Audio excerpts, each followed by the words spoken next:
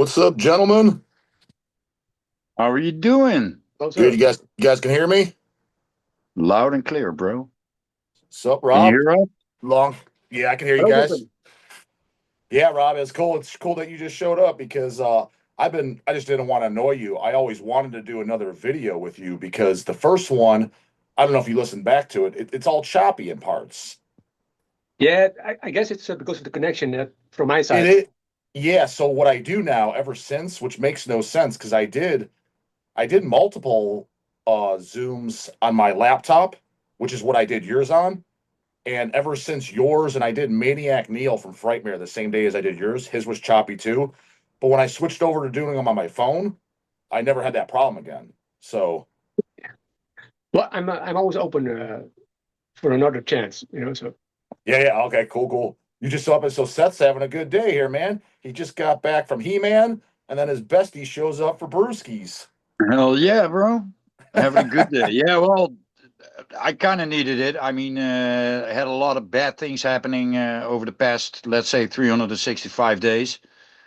Uh, Two dead bass players, and then actually last Friday we had to let go one of our cats. I had to put one of our cats to sleep. You never told me you Uh, had cats, dude. I have 5 cats. Why would you not mention that you have cats? we got three. We had three. Now we got two. Yeah, I have Yeah, five white. cats, man. Yeah, we had three white Maine Coons, the Hmm. big ones, and Oh, one. really, dude? I actually we Uh, talked about getting one of those. Me and oh, Lindsay. they're the best, man. Really, You really never showed me social them. cats. Hmm? You never showed me them. They don't really. Yeah, I don't know. For some reason, when I do the podcast, they're just laying around, and they're not that often in the attic. And since Yeah, Rob had cat allergy, we have the door to the attic closed now, so they're not free to come up here now. yeah. But Rob would I'll be screwed if he came to my house. He'd be screwed because, like I said, we got 5 of them. but I'll make sure to show him in the next one. Yeah, dude. No I show. problem. Have you seen any of my videos where I show my cats? I've shown all my Yeah, cats I've at seen one him. point. Yeah, and I've seen him in the live video. Yeah. My oldest, I've shown her the least though, because she hangs out in the basement. She's like 15 or 16, and she's diabetic. I have to give her insulin every day. Oh wow. Yeah. Yeah. Yeah, well, ours had I don't know the correct word for it, but a lot of problems. Also, 3 months ago, had to have some surgery, and Mm. now it had the same problem again. And it was like, a big chance that it was going to have the same problem like over and over and over and over again. And we didn't want to put the cat through that, that was just too much. And even besides what it was going to cost, it's going to cost Yeah. the animal a lot of pain and misery. And Yeah. you can keep it alive then, but then you're basically doing it for yourself and not for the animal. So Yeah. yeah, that was last Friday, and then I was like, okay, man, I'm fucking done now with all the bad luck. I need my vacation. So yeah, today I took my oldest daughter to the new He-Man movie. Oh, you didn't all. And I figured all of you went. no, no, no, no, no, because my oldest one, when she was really little, like 2 years, 3 years old, I had her watch some of the old cartoons that I have Yeah. on my computer. Yeah. And the youngest one, for some reason, never watched that, or we never did that. She was more into Thundercats, the whole Hmm. series. Yeah. Um, so whenever the trailer of the new movie came out, the youngest one was like, "Nah, not my cup of tea," and the oldest one was like, "Oh yeah, this is my childhood." I was like, "Nah, this is my childhood right here." 100%. 100%. But Yeah. yeah, in a way, for her, it was like, yeah, it's like going back, almost 10 years in time because she's 13 now. I was like, Yeah. yeah, well, I'm going back a few years more, but yeah, I didn't have high expectations, but it was great, man. I loved it. Now, was it Good. more because, for example, the Dolph Lundgren movie, which I like a lot. If you read back though, a lot of when it came out, a lot of people were criticizing it because it wasn't too true to the cartoon and stuff, which it Yeah. wasn't. Is this movie more true to the actual cartoon and how the storyline? I get the vibe that they stuck more to that. Now, again, with I'd the Dolph say, Lundgren yeah. being the Dolph Lundgren one not being to the cartoon, I was like, I thought it was great. Yeah. Well, I remember watching it because I'm just a big fan of the cartoon. So of course, then you want to watch it and you want to kind of like it. Yeah. But it's been I don't know how many years since I've watched the Dolph Lundgren one. So I've seen some parts of it like on YouTube and all that kind of stuff where I'm going like, okay, this is what we watched back then. Looks kind of crappy, of course, but for the time, that was what they could do.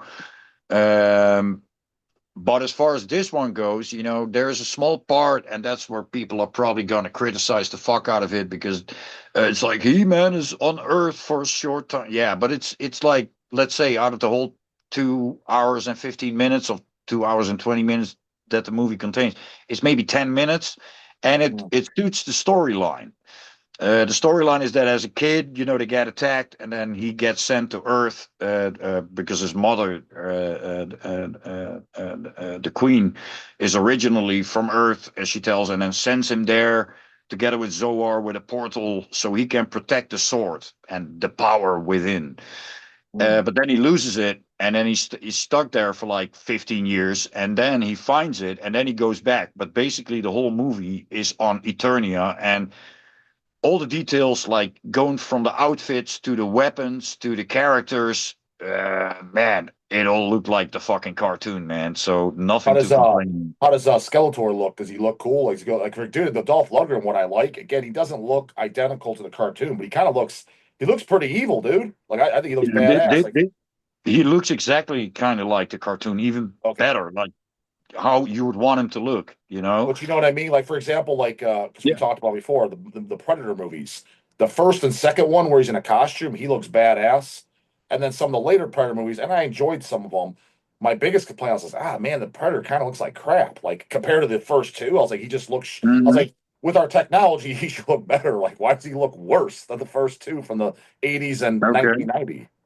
Yeah, well, I didn't really have that with the Predator movies, to be honest, because I kind of liked them all. Yeah, but dude, And the worst offender is the first Predator versus Aliens, not the second one. I thought the second one was pretty good, but the first one when there's a ton of predators in it, dude, they uh look like a PlayStation game. I probably didn't pay attention, but I remember liking that movie a lot. But it was like packed with action. It was like kind of over the top. That's what I I should remember go from it. back and watch it then, because dude, I was so Probably. pissed when I saw what the Predators looked like. Because I watched all the others. I watched that Prey, not except the newest that you showed me the DVD, but the last Mhm. one, Lindsay and I, we watched Prey, and I mean, it wasn't as good as the first two, but I enjoyed it. Yeah. I was entertained. No, but this I gotta say the Skeletor version in this one is really true to the comic Yeah, and okay, true to yeah. the cartoon as you remember it. Even the outfit, everything. The staff that he's holding is like He's got like the it's purple not like cape. they did like better details or tried to make it better or no, they tried to make it as As he uh was. yeah, exactly as the cartoon, like in the 80s. That's the And way it should be. yeah, yeah, and even well, I don't want to spoil too much, but even the whole movie, I was waiting even for the same music, the ta ta ta ta ta ta ta. Right. You're gonna get it. It takes a They're while. gonna It takes a while, and that's for some more stuff. But there's gonna be another one because they kind of tease in the end of the movie that there's more coming.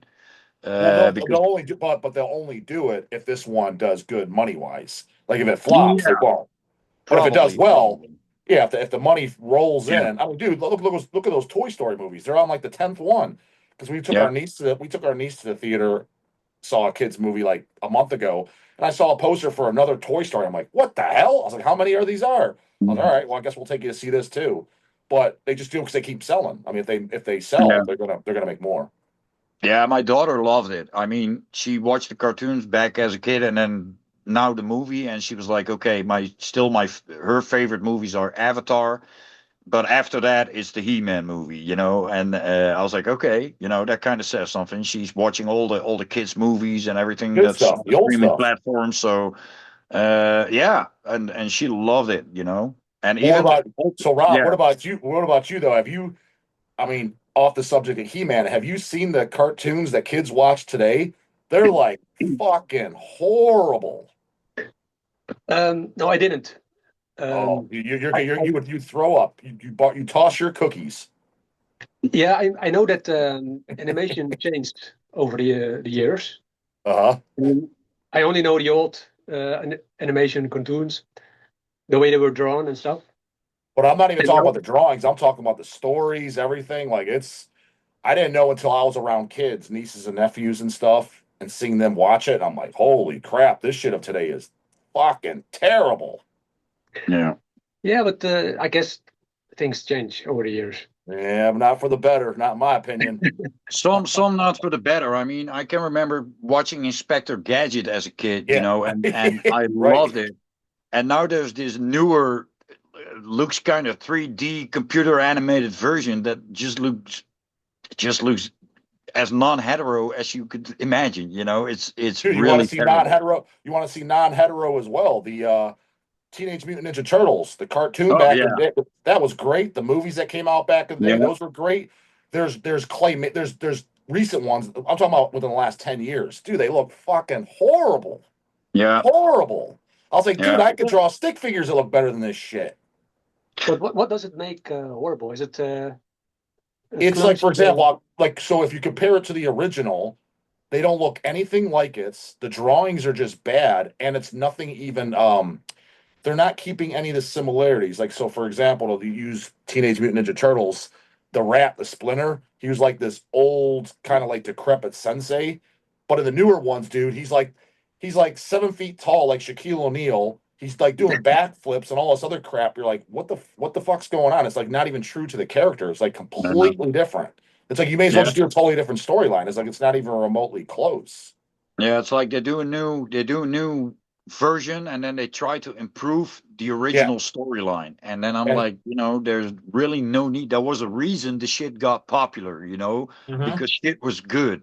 you know. Dude, it's a bunch of 25-year-olds today in Hollywood trying to reinvent the wheel. They're like, I could do better. It's like, shut the fuck up, dude. You weren't even alive when this crap came out. Don't just stick to the script.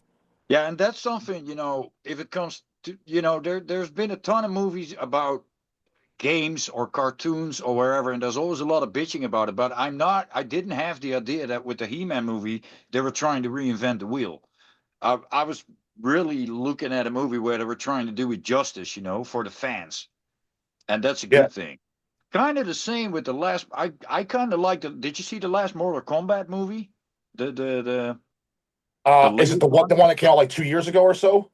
I think I got it here. If it's the one of the last couple years, we went to the theater and I actually thought it was pretty good. I But the should have new it here somewhere. the Oh, here. newest one. But did you see the newest? There's one in the theaters now, Seth. Yeah, there's a new one. I saw that Johnny Cage was in the trailer, so I Yeah, need we to we watch it. were gonna we were gonna go see it, but with Maryland Death Fest and shit, it fucked us up. Yeah, that's what the isn't it like isn't it mostly based on Sub-Zero and Scorpion, kind of like their Yeah, their rival? yeah, Yeah, no, I was in. We saw in the theater. I was entertained. I thought it was. I mean, it's definitely not like Mortal Kombat, like going over the storyline of the game. It's kind of like yeah, focusing more on two characters. But I was entertained when I watched it. yeah, exactly that. And that's the same. I mean, the storyline He-Man. I mean, there's a ton of comics. There's even a lot of comics that came out on DC Comics. There's of course, a lot of episodes of the cartoon. So there's not like one storyline. I mean, you got the characters and who's related to who, and who's good and who's bad and all that kind of stuff. But as far as the storyline, of course, they can make up a new story, and the same with the vehicles that they use. I mean, there's one vehicle that I really remember from the cartoon, but there's also a bunch of new ones where I'm like, okay, this is some fucking brutal shit. And and the planet Eternia is kind of like how it would look. Hmm. Like I said, every reference is there, and it didn't fuck up like major details, in my opinion. Hmm. Besides the fact, people are probably gonna bitch about that Man at Arms is a black guy, but he has the same fucking mustache, so he kind of still looks like him. But there's no reason why he couldn't be a black guy, in my opinion. It didn't bother me for 1 second. He was Man Yeah, at Arms. That was cool. And yeah. Beastman looks like 10 times more brutal than the cartoon, but you instantly know that's Beastman. But dude, Beastman and like that said, the Dolph. That's kind of why I like the Dolph Lundgren one too. Beastman was fucking. He was brutal in that too, man. He was Yeah, brutal in that. Skeletor looked evil. Blade was badass. There was that one guy that looked like the fucking Predator. The one guy with the hooks for hands. What was it, Carr or Scar, something like that? He looked evil as shit too. Like you yeah. watch the first And original, even dude. It's pretty badass looking. and another small cool detail, even Dolph is in the new movie. Oh no shit. Yeah. Hell Short, yeah, my just a my short scene, man. but they got the reference right there. And the second he popped, because I didn't know, but the second he popped up, I was like, oh yeah. But there was a lot of these, oh yeah, moments. Like hell That, yeah. that is pretty cool. Yeah. 'Cause, yeah, no, of course. I mean, like that's when they bring shit like that. I would love to see that. So yeah, man, I liked it a lot, and people just got to go see themselves. But We'll go see it. We'll either see. I'm going to tell Lindsay. We'll see it either tomorrow or we'll see it next weekend. But I'm going to go see it because we planned on seeing it anyway. She wanted to watch it, and so did I. We both wanted to go see it. yeah, but over here in Holland, no Castle Grayskull popcorn buckets, bro. Ah, fuck. Yep. I think we got them here though. We Yeah, even got that's only. even Burger King over here has the Castle Gray Skull fucking signature line. Yeah, you guys got all the good shit. Well, we got the good open air festivals. We keep those Yeah, for us. yeah, I'm sure. Oh, but speaking of good shit, because you're always cutting. Is that the Rebellion logo shirt? Yeah, that's the old one. That's I that's think that's that's a shirt I have. Well, I have a reprint. Does it say the Extreme Brazilian Death Metal on the back? yeah, Yeah, I got the poser version. It's just no blank. It's just no back. I got to get an upgraded non-poser version. But I also No. I wish they would do. I got to get the. I never had a Burn the Promised Land shirt. I want the actual album cover because I have that one too. yeah, I never had. I've seen them, but I've never had an album one. Yeah. Like Rob, you like that record, right? Burn the Promised Land by Rebellion. All of them. Yeah. Great band. Very Like, spirited. did you like the other bands from their area too, like Abhorrence, Invoking the Abominations? Um, well, I have to say, Christian and Rebellion were my favorites. And Okay. Okay. Yeah. these other bands were spirited as well, but a little bit less sophisticated, I would say. Okay. But I think Rebellion even had, they have these very good riffs. Very extremely good. Yeah, it's very. I should have put it. I don't think they got the recognition they deserved for that. I agree because I've talked about them on the channel multiple times. I was like, dude, if you don't know this, like if you're into death metal, I was like, you're missing out. I was like, this is the good stuff. Yeah, they were doing good when they were on Hammerheart. I mean, Yeah, I know. I think that last album they put out. Do you know? I don't know. Was that on Hammerheart? I can't remember. But they put out a record 2 years ago, a year ago. Yeah, I have it here somewhere. I can't remember if it's on Hammerheart or not. But yeah, I know Hammerheart Okay. repressed their stuff because we got it in at Hell's. I mean, it was a while ago now, maybe a couple years ago. Like they did Annihilation. It's been a long time since we had Burn the Promised Land. Maybe 10 years ago. Which I can't. But do you know? You guys know? I don't think so because otherwise I would own it. Do you know if Burn the Promised Land came out on a picture disc? Because it came out originally back in the day on vinyl and digipack CD, and then Hammerheart repressed it on LP. But I want to say that maybe he did a picture disc, but I never seen it, and I would always wanted one if it does. I've never seen it, and I think when it because I was collecting picture discs for a long time. Okay. And I don't remember having a Rebellion picture disc. No, Yeah, because then I would probably still have it because they've been here to my house a couple of times, and they Oh, were the actual probably guys have been to your fine with- house? Yeah, even to the old apartment. Yeah. Yeah, because I knew because was it Severe Torture or was it Centurion that played with them in Brazil? In Brazil, we never played with them. We played shows in Holland with them with Severe Torture. Centurion never played with them? No, unfortunately not. No. Okay. No. Yeah, obviously that'd be a matchup combo that would be fitting. Yeah, there was a few logical combos back in the day, but for some reason that never happened. I mean, Okay. we've been talking a lot about to them, but also the guys increasingly like, oh, we have to go on tour sometime, and same with Pete and Gene from Angel Corps and the guys in Marduk, but for some reason all those things never happened. But yeah, we were all good friends and into the music for the same reasons, with the same vibe, Mhm. Yeah, also the intention, especially Rebellion live was very intense. Yeah. Very into it. Very well, they played from their guts. It's I heard somebody contacted me because I was trying to get in contact with Marcelo, the original singer, and because I don't know if you know Rob or either one of you guys. I talked about it on my channel. Me and Seth talked about it a little bit. The original Rebellion guy and the drummer, the two guys, they did a side band called Sledgehammer, and they just did 2 demos, and they're great, killer demos, and they're from the early 2000s. And I wanted Hells to put out like a vinyl and a CD of just that's all I ever did, 2 demos. And I hit up Marcelo, and I got no reply, which is the usual. But somebody kind of recently, maybe last month, emailed me that I get he doesn't know them, but he lives in Brazil or something. Supposedly, he's having a ton of health problems. Like I think he's laid up in the hospital on his deathbed. Oh, okay. That doesn't Something sound along good. those. I could be exaggerating a little bit, but I know it was something serious, like something's going on. I was like, oh Okay. shit, I didn't know that. Yeah, I emailed Sandro about it, but I still didn't get a reply. I don't know if he uses Messenger at all. So, Yeah. but anyway, I got the latest release of them is on Agonia Records. Okay, It's okay, Hitman. yeah. Yeah, that's I the got latest. that Yeah. here. I listened to that again probably just a month ago. Because yeah, I couldn't Yeah, remember which label, but Agonia, that sounds right. Yeah. and it's still with Lowy on vocals. This was, I think, recorded right before he passed away. Dude, that man's got But the worst luck with health. Like Marcelo's sick now, and there's multiple guys that no, died. yeah, Like they got like the like a fucking plague over them health wise. yeah. Bad. Sometimes people have a lot of bad luck in one place. Got that right. So Rob, when you look back at like when I talked about Centurion playing with this shit, you never did extensive touring anything, but you did shows. Do you kind of like miss those times? Like thinking back about doing those mini tours, mini shows, because you didn't do it for a very long time. You didn't continue with Centurion. Then when you went to go do Nox and stuff, I'm assuming you played very little shows with Nox. So you kind of did it for a small time. Do you kind of miss that, or you're like, fuck that, that shit sucked?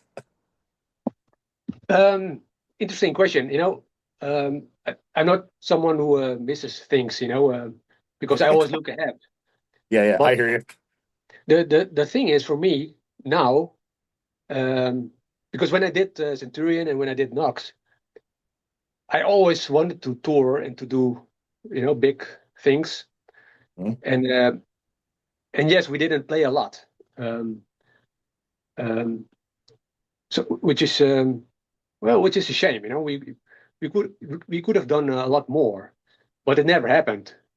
Um, so I should have put it. Do I miss it? I mean, playing shows is fun.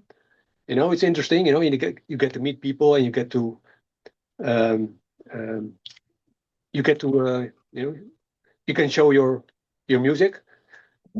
Um, but at some point, I put a lot of work in it to get further. To get the band going, to get it on the Mhm. map.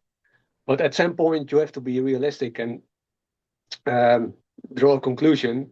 And so, um, so that's the situation. So I don't really miss it because there's also a lot of there's some uh, frustration in it. We could have done a lot more. So No, definitely, yeah. It was short lived, but sometimes on the flip side, people like myself and in general, it seems like when a band sticks, take a band like Dying Fetus. Like, there's nothing they done that I dislike. The albums are all pretty good, but you got guys like me, we kind of bitch. Oh, it's the same old last record. So you kind of, if you don't do much, you do great stuff and leave quick, we complain. But if you stick around, you do the same old, we complain. So I guess you're fucked no matter what. yeah, yeah. Yeah, I guess those bands get in a routine, Yeah, um, which is understandable, because it's yeah, their job. correct. And but yeah, that's the paradox. You can choose to do that, or you can choose to well have a job and um, do some albums and make the music you really yeah are into. Yeah, Because they passionate. you cannot creativity is something very you cannot force it. That's to you can be creative every day, but to really make a very great album every year, uh, Yeah, I don't think that's realistic. yeah. no, And a lot of I people can totally do see it. that. A lot of people do it, and they say they're being creative. But then I listen to the album, and I think, well, this just basically sucks. This is. I've heard this a million times before, and even if I heard it a million times before, I heard it better. Yeah, That I miss passion. I miss spontaneous, things, you know, and that's for instance what I like about that Pharmacist record. It doesn't sound like a licked, polished, this is how it nowadays sounds record, you know, and no. But what I do here is a lot of detail in drum parts, in vocal lines, in groove. I mean, there are certain parts with really simple riffs, but it's good simple riffs. So, you know, these guys sure know what they're doing, you know. And it's one out of the, I don't know how many records that I've tried out the last couple of months, but one that really sticks out where I say like, okay, that one is worth buying. And a lot of the other ones that I've checked out, I wouldn't know why to buy it, you know, because it doesn't Yeah. add anything to my collection, not production wise, not. And then you could say, well, yeah, it has cool. Well, a lot of stuff that gets a lot of credit nowadays doesn't have good riffs. I mean, I've revisited that 200 stab wounds and that frozen soul and all that kind of stuff, and it was pretty cool. In the last video, there was some guy in the comments that kind of bitched like, "Oh, he's just upset because they're big because they have good promotion." And I'm like, "Okay, thank you for agreeing with me that the only reason that they are big is because they have good promotion." So Right. he kind of nailed it, you know, my points. I'm not saying they're terrible, you know, they're probably good live musicians and everything, and people dig the fuck out of them, and that's all good, you know, and you know, good for them, you know. But the Mhm. only reason they're out there is because of good promotion. And back in the day, they wouldn't have stand a chance between Morbid Angel, Dude, I D-Side, think people are missing. I Downfall. think people are missing the point. What it is when we call out Yeah, like the 200 stab wounds and the Singuizio bogs and shit is the whole point is and I'm not even attacking those bands. I'm just trying to myself. I'm just bringing a different way of making people aware that there's better stuff that you never heard. For example, Rebellion is just way better, and it's like, but they never well, yeah, heard it. So I was like, yeah. I'm just letting you know that's fine if you like these bands, but hey, I'm trying to help you out. There's stuff that's even way better that you might even like more that you're not even aware of. Well, the thing is that the stuff that you like most is probably the stuff that's also the most authentic. That Mhm. sounds like them, you know, that there's only one D-side, you know, Yeah, and when you hear them, you only need 1 second or 2 seconds, and it doesn't matter if it's a riff, if it's a part of the vocals, if it's a lead, you will know within 1 to 3 seconds that you're listening to D-side. That's what yeah, people want. 1000%. That's why people want it in their collection, and that's why people say I can't do without them, and I can do without everyone who sounds like them because they all suck compared to the original. And that's the same with all the fucking incantation clones out there. I mean, I love incantation, but also to a certain standard. I mean, I think incantation is a great band, but not D-side great, not Yeah, Morbid say I Angel. agree, I'm 100%. sorry, Yeah, I'm sorry, John, if you're watching this. I love John McEntee. I mean, yeah, he's my brother. But I think it's a great band, but it's not like a band I listen to every day. But then yeah. I don't need a lot of fucking copies, and still all these copies they have the dark sound, but they miss the essence of incantation. I saw that John said in an interview like we have more in common with Black Sabbath than we do with modern bands, and that's true because even though I'm not a Black Sabbath fan, you know, at least they were looking for an original riff, an original hook, an original line, and they sounded like them. You know, they were Oh, dude, yeah. authentic. If you think about it, when Incantation first came out, especially when they're putting out their first record, Onward of Gotha, there was no other death metal band that sounded like them. The closest one would have been like Immolation, and even that, I'm not saying Yeah, they sound alike, but that'd be the closest. Like they had that, yeah, not, it was a style of death metal that sounded like nobody. yeah. And still, I like the fact that they're so authentic, but I don't need a million clones, you know. Yeah, same. And that was what I was afraid for when I was going to check out that new Pharmacist. You know, like oh, it's going to be really like a Symphonies of Sickness Part Two.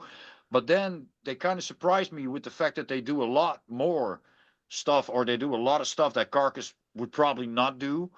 So they make it sound like their own thing, you know, and also the sound of the record is just that production, man. That is just one heavy as fuck production. But Well, still, makes you sense can because you hear. guys did the same thing with Centurion. Because think about it, when you put on Centurion, the first bands that come to your mind, you're like, okay, clearly these guys like Morbid Angel and Deicide, but by Yeah, no means is it a Morbid Angel or Deicide ripoff. I was like, you could just tell yeah, they're fans, but I was like, it's yeah, clearly still has its own yeah, spin on it. yeah, and that's when it's going to add something for your collection. You know, there's a lot Yeah, of a ton of new bands where I'm like, okay, it has all. I said it before. A pizza can have all the right ingredients, but still be something you're not interested in. It has Yeah. the dough, it has the cheese, and it has the pepperoni, the right one, not the one we Not that discussed Italian. last time. What was the German pepperoni?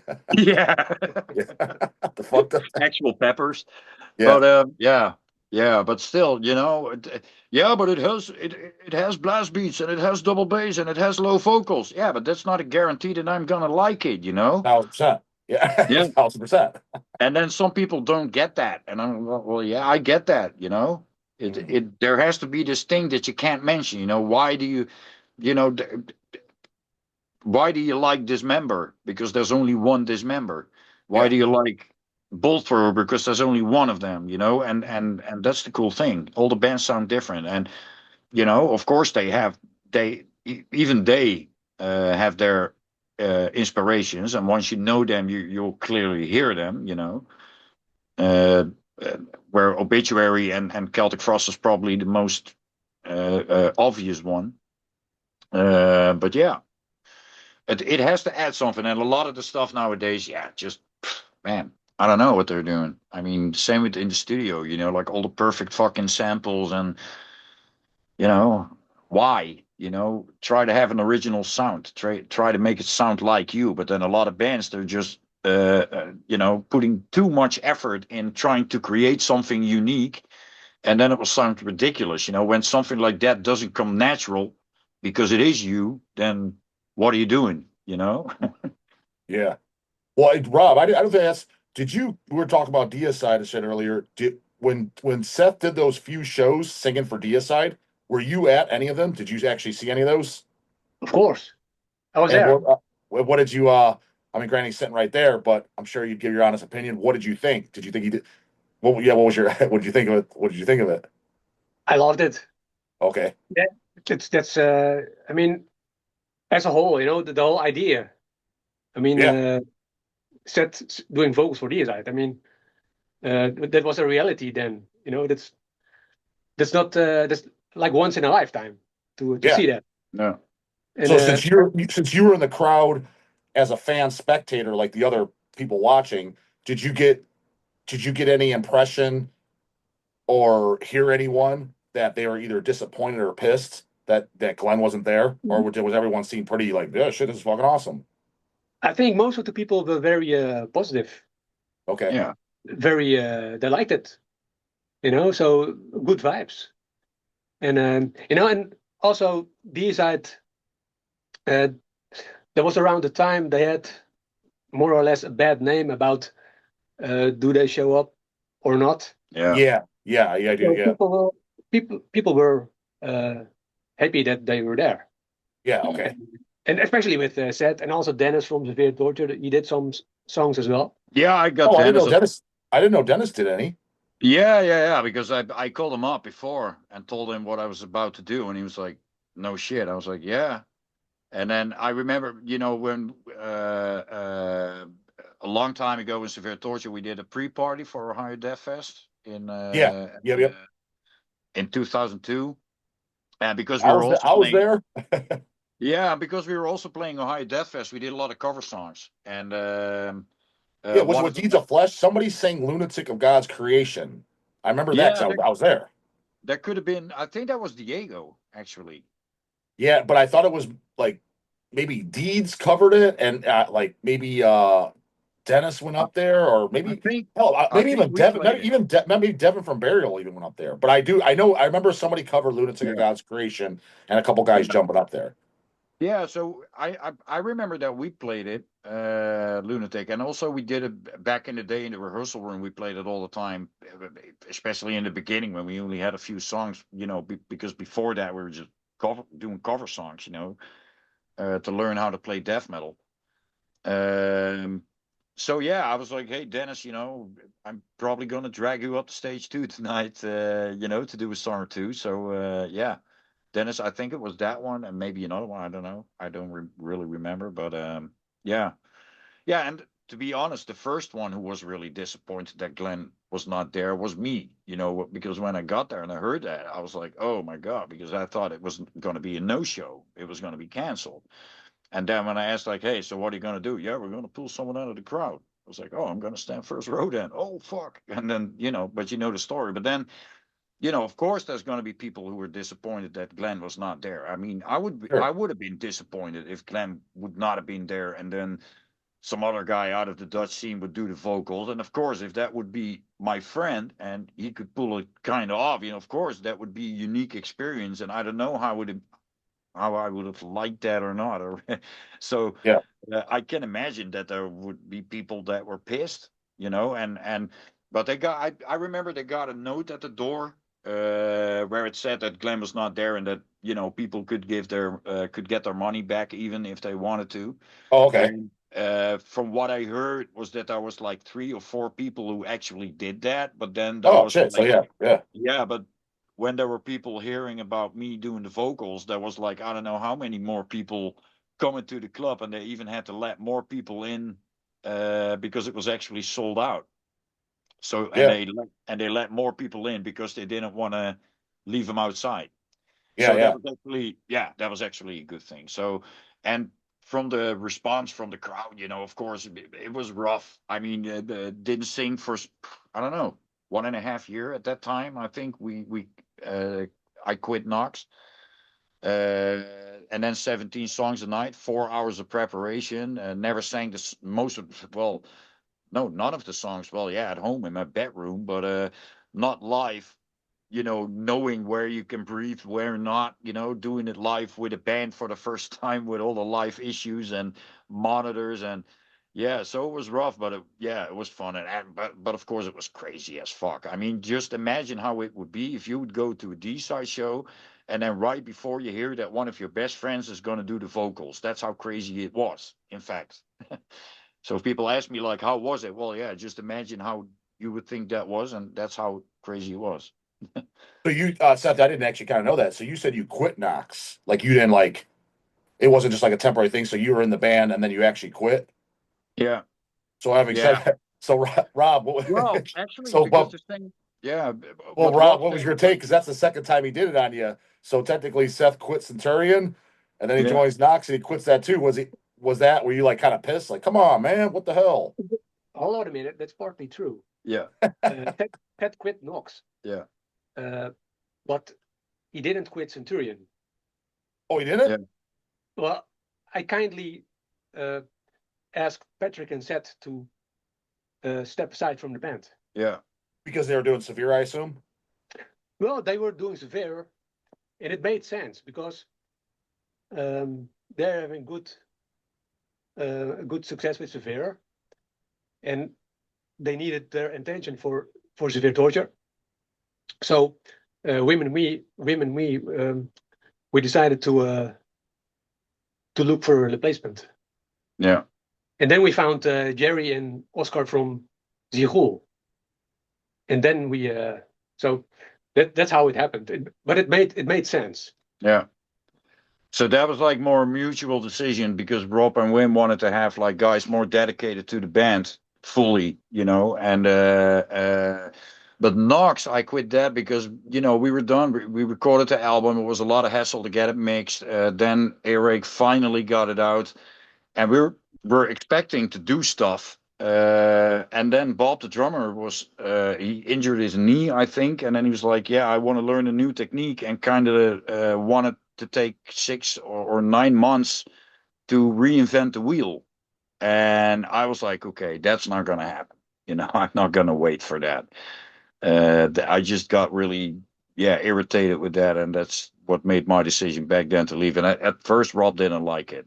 I clearly remember that he didn't like it.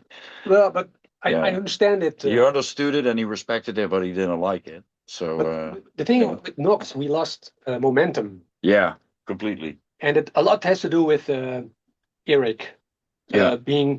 They took 2 years to release the album because we recorded it in 2005 and then released it in 2007, which that's not good for a band, and Yeah. maybe in hindsight I should have managed it better. It's because you have to manage a band and you have to stick together, but Yeah. it's hard to stick together when you lose your momentum, you know. Yeah, and it's also kind of how do you pronounce the album name? Is it Ixar, or how do you pronounce it? Ixaxar.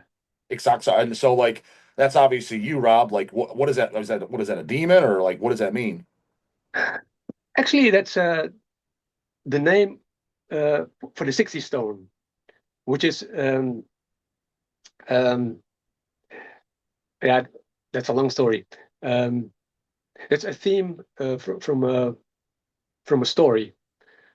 It's about a rock with 60 inscriptions carved in it. 60 inscriptions of 60 demons. Mhm. That's the story in short. Okay.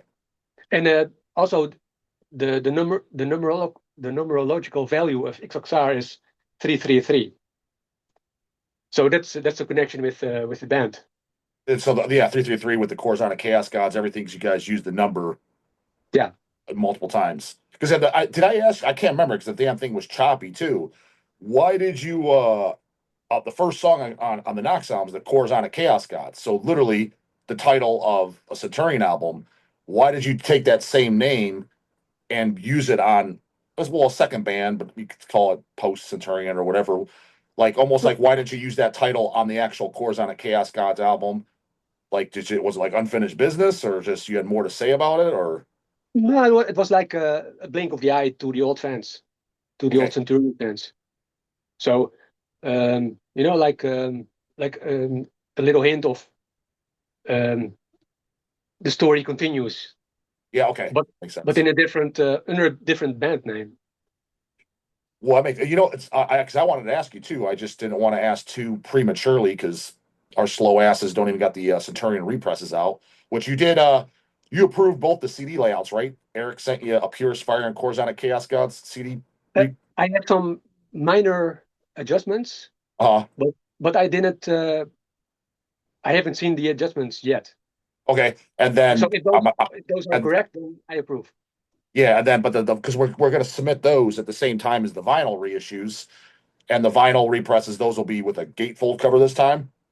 Cool. You know, Oh, because wow. the first pressing had a pocket cover, so do them with a Yeah. gatefold cover, and we'll do a different color. But anyways, so I'm assuming he's doing those. He's at Milwaukee Metal Fest vending right now. I'm assuming he'll get on those layouts really soon because I wanted those done months ago and at press, but he's not as fast as me. He's not as fast as me. Let's just say that. But nonetheless, should be soon. But I didn't want to ask prematurely because those aren't even out. If it exists, I'd never seen it, and I don't own one because that's something I would have bought. Did the Nox album? Did that come out on vinyl or just CD only? Because I've never seen a vinyl. It's only on CD. Yeah. And there's Now, actually having said that, there was does Earache own it, or do you own it, or like? alas, Eric owns it. Because Well, the good news on that though, the good news on that, Rob, though, because I'd be totally interested in Hell's Headbangers putting that on a vinyl. The main guy, he's not the owner, Earache Al, he's actually a friend of mine. Like him and I, like I've done videos with him. I go out to Arizona. Like I'd say we're actually friends. Like I could text him and ask him, like, hey, like, could we license this or do it? So if you're up for it, there's a good chance I could get Earache to agree to us to put that out. Years ago, I proposed it to Eric, and they didn't give a shit. So it would be nice if they would be interested now. Yeah, If they say yes, what I'd want to do is put it out on vinyl, put it on vinyl, and may as well repress it on CD as well because it's been out of print forever. Yeah, I've had the question multiple times from people like, man, if that Nox ever comes out on vinyl, then I'm gonna grab it right away. So I know there's a lot of people. But I thought I was just under the impression, I was like, maybe they put out on vinyl. I just never seen it. I was like, but I've never seen one because if I saw one, I would have bought it for sure. Yeah. So I just had the CD. Even did, they even do, but they do it like print on demand. These long sleeves of the XXR album. I know that Patrick. They do. One. Eric does. One, and he even paid for it, but they do like print on demand shit. So I don't even have it, man. I'll do that. So I'll hit up Eric Al. I'll text him this weekend. Like I said, him and I are like, yeah, I think I think there's a good chance. But again, obviously, Rob, it's your call. If you're like, hey, I don't want you dumbasses putting it out, you guys suck. Then obviously we won't. But I'm assuming if you're interested, we're interested. Right. Oh, definitely. Yeah. Yeah, would be awesome. Cool. Yeah. Just do Well, it. another thing on that too, I think I asked Seth in a previous episode, and he gave me an answer, but I don't remember if he knew why or what it was. Why it's specifically on the band photo for it? Like, why did you choose the band photo where it's like just your guys' legs? Like you on the Nox album where you guys are like, oh, it's only half your bodies. Oh yeah, op die bunker. Yes. Well, it was the most interesting picture. Yeah. I mean, how should I put it? It was something different. Yeah, I think, just seeing the boots and it sometimes just getting an impression of something or gives a different atmosphere, You have to look at it from an abstract point of view. Yeah. So because it's Okay. a little bit, it's getting rid of the ego. Mhm. Oh, actually, I can see that. Yeah, 'cause there's a lot of those out there. That's for damn sure. Yeah. And sometimes you don't have to see, everything on a picture, and a picture itself can look good. Mhm. And it doesn't have to show the whole thing, just maybe detail of the thing or the person, It could still make a nice picture. And it's I've done a lot of band pictures, and a lot of them kind of look the same, and there's only a few good ones, and that's actually one of the ones I like a lot. Okay, Yeah. nice. Did you like? Well, speaking So of photos and stuff, what did you think of? Because you sent those photos over Rob that you used for the layouts, and then the that rehearsal that will include as bonus tracks on the Up Here Is Fire. Um, I thought that rehearsal was awesome. We fixed it up, had the audio mastered and everything like that. That's all done. So all the audio is done. We paid for it, everything, sent it off to the studio. You wanted a couple things fixed on it, whatever the notes were, I forget. Yeah, But it was very little, very little. yeah, but that's all done. But what did you think of the overall rehearsal yourself as a band member? Because I thought it was great. I was like, man, this shit's fucking awesome. thought it sounded pretty fucking aggressive, That's what reminded I me thought. Exactly what I thought. yeah, but it reminded me, when we went to rehearsal, we didn't have a lot going on in our lives, like no families or kids or whatever. So that was like the top moment of the weekend, take the train, go to Putten, go to that basement below that store, build up Wim's incredibly heavy and big drum kit, and Mhm. all the metal racks and extended bass drums and shit. With a low fucking ass ceiling with pipelines and kind of ghetto, but fucking crank it up as loud as fucking possible. And after that, go to a shawarma cafeteria and yeah, or before, first eat and having some beers with it, you know, Wim's mouth all covered in garlic sauce, and then make death Why metal. is he And all then after covered? that, we would go to a bar and drink beer until late at night, and then go back to Wim's place and drink even more, and then pass out somewhere in his attic. And then on the next day, we'd go home by train. That was, go and rehearse was kind of the event of the week for us. So, yeah, whenever we played those songs, and we were really into it. It was not like, oh, I got a cool riff. Oh, I think I have a cool pattern. No, it was like this song is about, slicing your arms open and giving your blood to Satan, and But for Satan, yeah. and that's the intention, when Wim did that count off where, how you got in. So yeah, that's what I hear. I hear passion and I hear fire and guys willing to play. And that's when you don't have that, that's when you have to leave a band. That's literally why I left Severe Torture, because that fire, that spark was gone. Well, speaking of those sparks, and since the two of you are in the room, because I asked both of you this and kind of got a different answer because you guys just don't remember. So maybe with both of you in the room, you can give an answer. Is the song "Damnation for the Holy"? You know what's funny about that song? Because obviously that's the original Inquisitor song. I love the original version, especially the demo version. But dude, I think I could say, I got to do a video too, a top whatever top 10 video of where I think cover songs are better than the original because I have a list. Mm.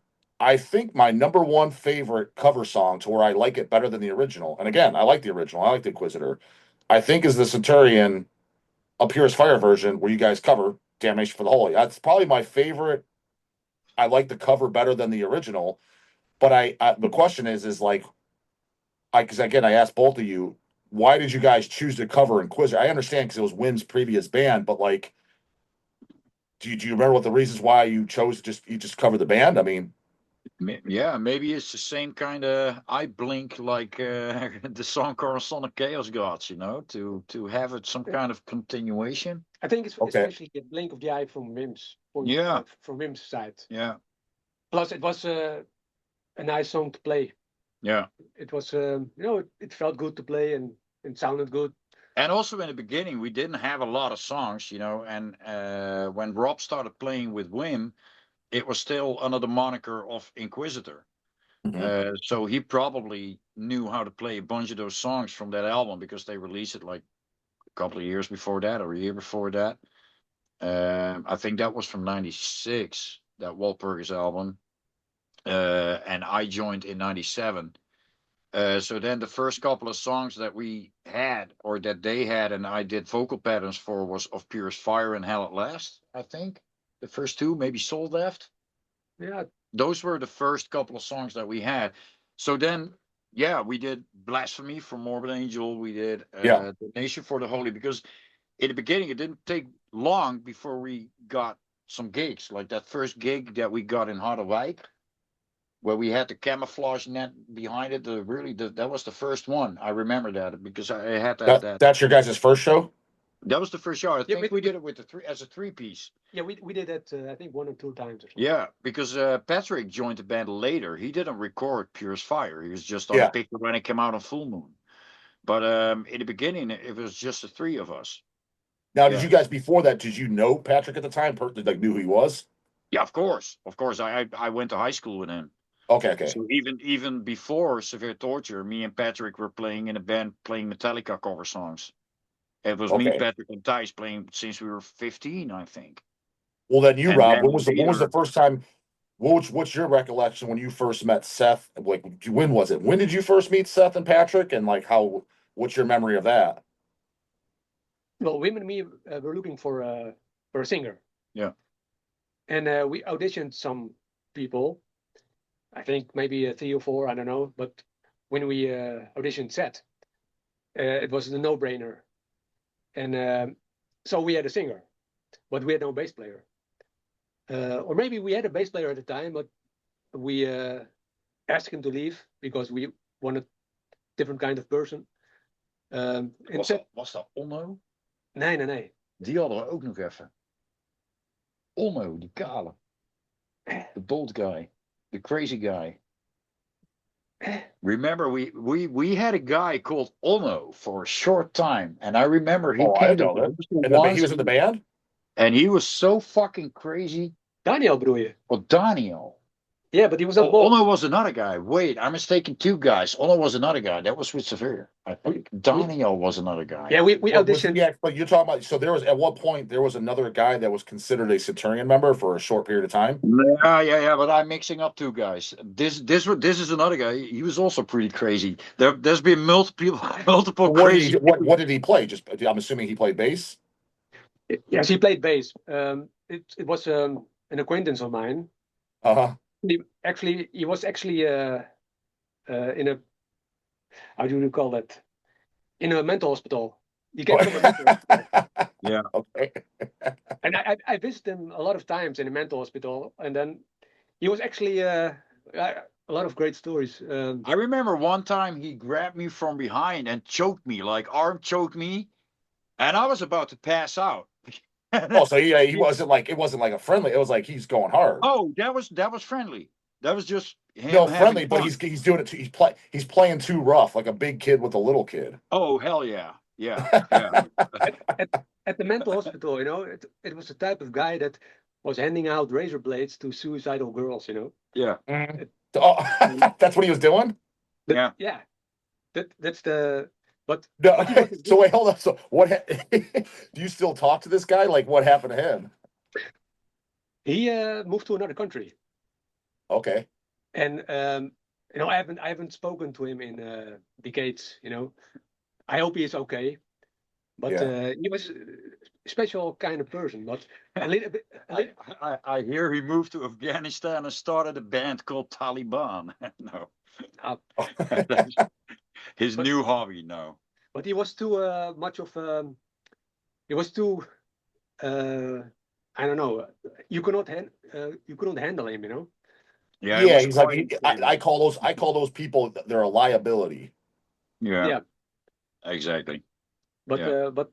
but then Seth proposed to take Patrick with him to the rehearsal room, and but Patrick was a little bit careful, uh, because first he recorded a demo, and then he heard it, and then he was convinced to join the band. Yeah. But it was always, Seth and Patrick, they knew each other for a long time. Yeah. So But Patrick always likes to take his time when it comes to big decisions. Is he again, like, it was just me as an outsider looking in from meeting you guys.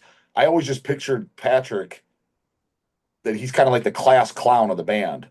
Is that accurate or no? He just seems like he's in a good way. He's goofy and he's goofy and playful, but like he's like, yeah, basically like the class clown. Is that true or not true?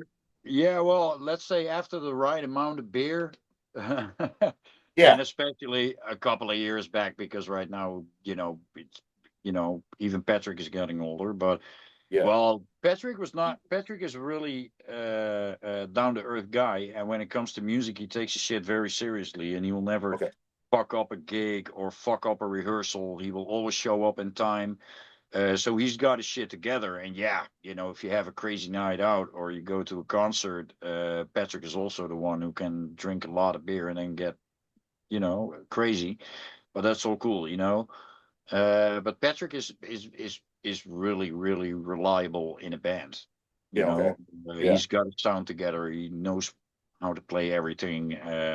But yeah, that's also, when he commits to a band or when he wants to buy a new bass guitar, he's not like, okay, I'm making a decision today. No, that's gonna take a couple of, I would like to say months, but sometimes years. Yeah, So makes sense. but that's good. Well thought decisions.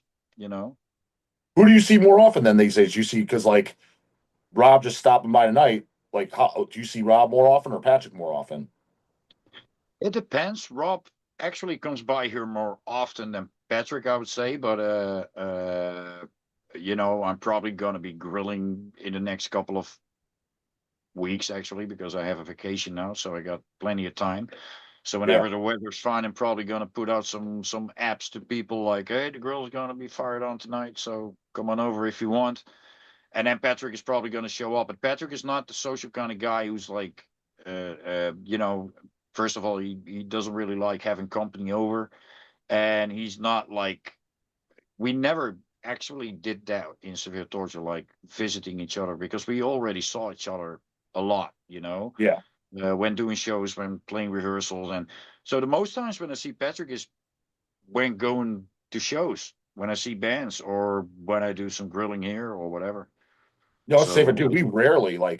We almost never have anybody over our house. Not for any reason. We just kind of like don't like having company over because you feel like you got to entertain them. I mean, we've had a few things, don't be wrong, but like less than 10 since I've ever lived there. Like very well, rarely.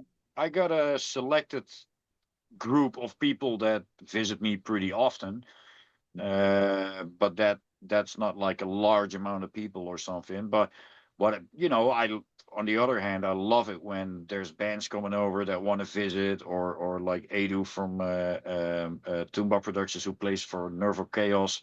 He's visited here a bunch of times. Back when Cerebral Bore was still playing, but Paul he visits. Yeah, people from more bands, and we always love that. But on the other hand, you know, I don't know. We also like to be on ourselves, and there's nothing wrong with that either. But So like whenever I, tonight, like Rob, why did you stop over tonight, Rob? Was there like something you had to discuss? You had business? You just were bored or it was very random. I had, I knew Seth at the holiday, and I thought, well, let's call him up and let's meet up, you know. That's usually how it goes when me and Rob sit down for a beer. It's like, we randomly call each other like, oh, it's been a while, Yeah. we call each other up. And then sometimes, I even drop him a phone call and say, hey, should I come over tonight? Yeah, why not, man? We got nothing better to do. Let's have a few beers. And then we play some music and discuss all the latest gossip in metal world, and bitch about the same kind of bands and trends and all that kind of bullshit, And it's fun because, we know each other for a long time. So Do always you good to see, see. Rob, have you seen most of the Seth videos that he's done on this channel? Because he's been on many times. Have you seen most of them, or? Yeah, I saw a couple, and Okay. I'm starting to understand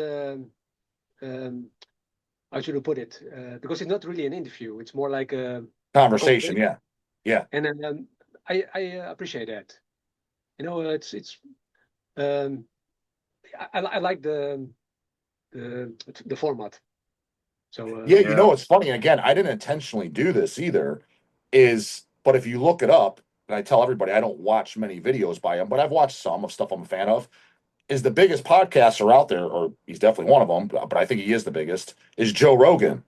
And if you watch his, again, I haven't watched every episode, but the ones I've watched, it's the same thing. He's not interviewing them at all. He's just having a Yeah. conversation. And Yeah. I didn't take that formula and run with it. It just came natural to me too. Because all I did was like, let me just get bands that I'm a fan of and I just have a conversation with them. Because it's like I'm not some professional interviewer or anything. I was like, I don't fucking know. Just talk and put it on camera. And Yeah. then But come to find out that's what Joe Rogan does, and everybody loves that guy. I'm like, oh well shit, maybe that's the formula then, because everyone watches that guy.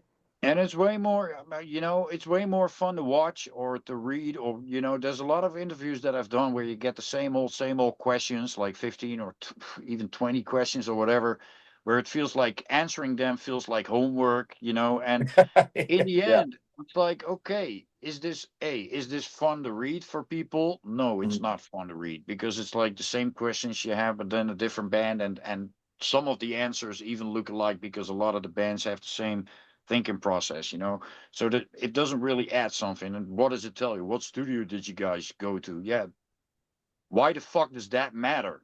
You know? Yeah, Right. like, oh, we went Kinda, to that yeah. studio. Oh, yeah. Unless it's fucking Morrisound that you went to, it doesn't really fucking matter to me, I because agree, it 100%. still doesn't say if you used samples, what mics you used, what producer you used, if you used the producer or you did it yourself or whatever. There's so many more things, and the thing with the usual conversations when just imagine the people that or that you really got to know. You didn't get to know them by questioning them 20 questions about their career. No, you get to know them because you've seen multiple conversations or multiple things about them, or you know them in real life for a long time. And that's when you really start to know things and really get to know things in detail. But there's been a long time where people did not take the time for anything. Anything after, if it's not really entertaining after 10 seconds, I'm going to skip away. So everything was fast, fast, fast, short, short, short, Same with cartoons, back in the day, they were a lot more slow paced than the cartoons nowadays. It has to be fast, fast, fast. And that's the cool thing with some podcasts. It's like people finally taking the time again to discuss things. In on the TV, there's no discussion programs or no talk shows anymore that are longer than, let's say, an hour max, and that's including all the fucking commercials and bullshit that they broadcast.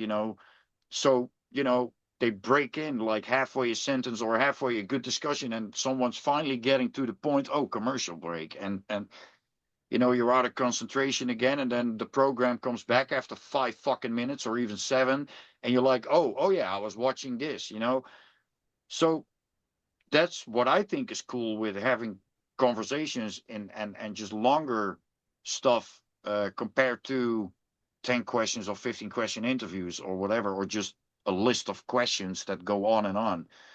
Uh, the outcome is way better, Yeah. I think. Yeah. And some of them, for example, today's video that went up was Henry from God Dethrone, your guys' Yeah, I've local watched a bit Dutch. of that. Now, there's Yeah. questions in there because certain bands that I've just been a big fan of from years, I just legitimately have questions about some shit I grew up as a fan. So those Can come I out interrupt? like, what's that? Can I interrupt for a second? Yeah, yeah. Because by incident, I saw that one, and you asked him, "Did you play with Centurion?" Uh, And he said no. But actually, our first Centurion gig was with Cottage Front. oh, he just doesn't remember. Yeah, but it was in 1998 or something. Yeah. Oh, So, I've got to call his ass out. I'm going it to was in call him out. it was in Eindhoven. I saw a cool interview with Henry he did with another guy, and they that was because of their celebrating so many years of God Dethroned. And he asked him, like, looking back at your whole career, what are some cool memories? And then the first thing he said is like, well, we have so many years in the past, but most moments I completely forgot because I drank so much beer. So He was, dude, he was, people because telling we me hung out. stories, and he was like, that really happened, and I have the same things, Thijs sometimes tells me stories, and I'm like, really, that happened? I can't remember, man. I was just too fucking drunk. I don't think he would deny it, man, because we hung out for a long time after that video, and then he came back the next day. And we were hanging out, and I had a cooler full of beers, and I just offered them to my friends, and we brought like 400 beers, in the coolers. I was just like, just help yourself, and he was kicking them back, no problem. He liked it. It was Yeah. the first time we had the brand Modelo, which is like a Mexican lager beer. And I had those, and he never had them. He's like, man, these are really good. And he was throwing I them back. see. I see commercials of that when I watch UFC. Yeah, he didn't know about it. He's like, I think I heard of it. He's like, but I've never had it. He's like, these are pretty good. Yeah, yeah. Yeah. Well, yeah. Usually, all the beers over there are easy to drink. They're pretty watery. He was The pissed Bud, off about the his he was Miller, pissed off about his French fry situation though. this French fry situation. Dude, he bought he had to buy at the stand, one of the vendors, he had to buy a thing of food. There was because he was hungry. And I think it was the day after they played, because they played Friday, so it was on Saturday. And I guess they didn't get food tickets for the days they don't play.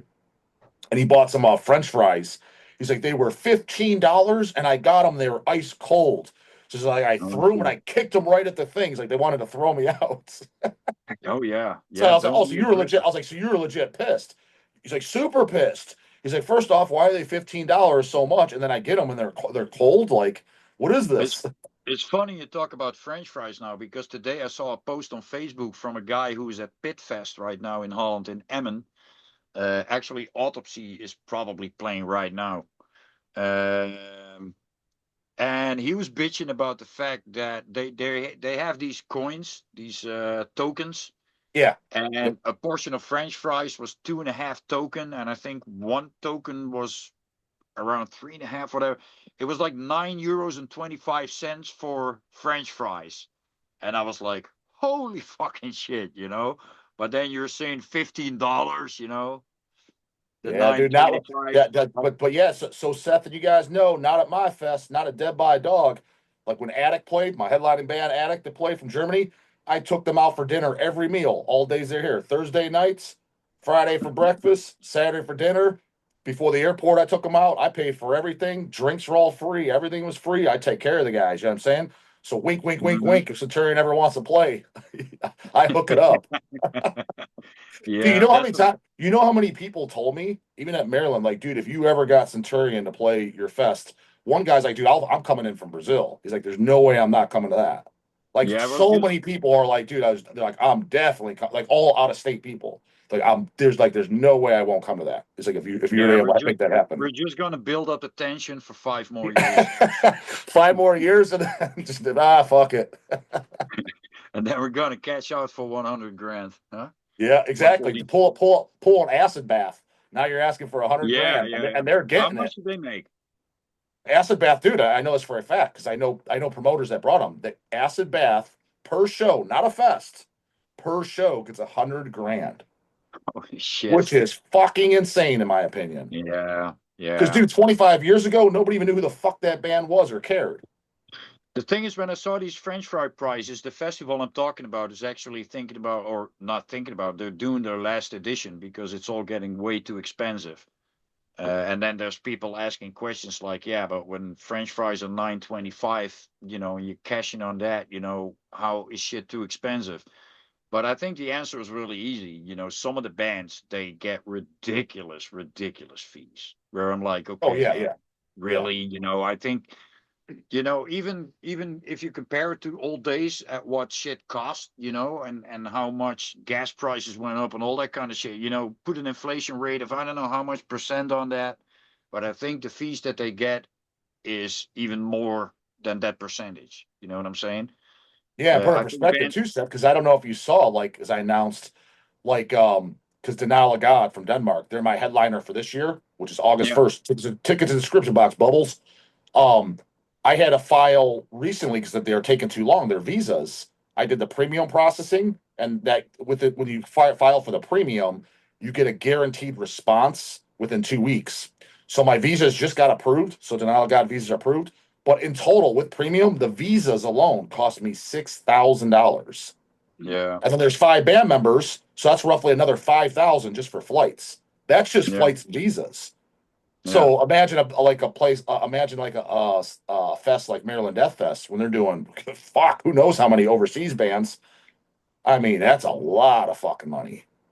That's a lot of money, and then there's also a whole bunch of bands, not the small ones, of course, because they're happy to play, and they're even happy when they cover the flights and the visas and everything. And some bands, including my own, when we played with Severe Torture, I was like, holy fucking shit, that's a big investment for a band like Severe Torture. To be Yeah. honest, looking at my own band, I was like, holy shit. So whenever you start talking about a fee, it's like, hey man, I'm happy if you even have a fee, man. I'm good with everything, Yeah.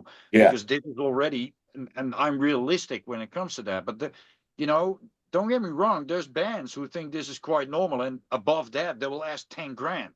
And then I'm Yeah. like, dude, your band is not fucking worth that. Yeah. But Yeah. some festivals, they will still pay that. And then I'm like, okay, but when you still pay these fees, or even above that, like in the 30 or 40 or 50 grand range, don't complain that your festival is going to shit, because Yeah.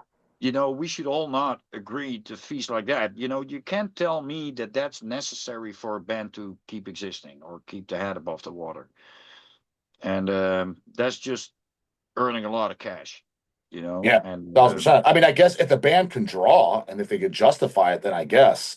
But there is definitely some bands that are asking for money. It's like you said, it's like, dude, you don't draw that much. You're not worth that much money. yeah, but on the other hand, you know, and it's easy to speak for me because I'm not in one of those bands, and everyone is going to say like, oh yeah, but when your band gets bigger, you think differently about it. This still is the metal scene. We started doing this for a reason. And if you start asking for those kind of fees, you're shitting on the scene. Yeah. Yeah. You're breaking it down. And big festivals, festivals, it seems like they're all doing the same kind of trip. They start out completely cool and underground and great and with not too many people, and then they have to grow because otherwise they can't keep their head above the water. Then once they get too big, they go to shit and then they're gone. And then it's up for a new fest to try it again. And for some reason, I think we have to break that pattern. And I think an organization like Maryland Death Fest is actually breaking that pattern because they book different. They don't book like the trendy bands. They book the bands that they think are right and that Mm. they think the crowd wants to see. And guess what? They're kind of always right. They always have bands on the bill where people are like, holy fucking shit, I gotta go Yeah, see yeah. that. It's not like I'm not gonna mention any names. I don't want to get myself in trouble, but they're booking the really, really trendy like deathcore stuff nowadays, and like where it's and they're adding it to like death metal. I mean, it's not hard to figure out Mhm. who I'm talking about, but where it's just like it just looks it's very, very commercial. So yeah, Yeah. Maryland. I don't think Maryland's ever had any of those type of bands on it ever. Not that No. if they did, it's not nobody no band I ever heard of. No, no, and they always have a lot of bands where it's like, holy fucking shit, that's an interesting band to have there. Like I saw that for next year they have a band from Slovakia, Ingrowing. I know these guys for years. We played with them.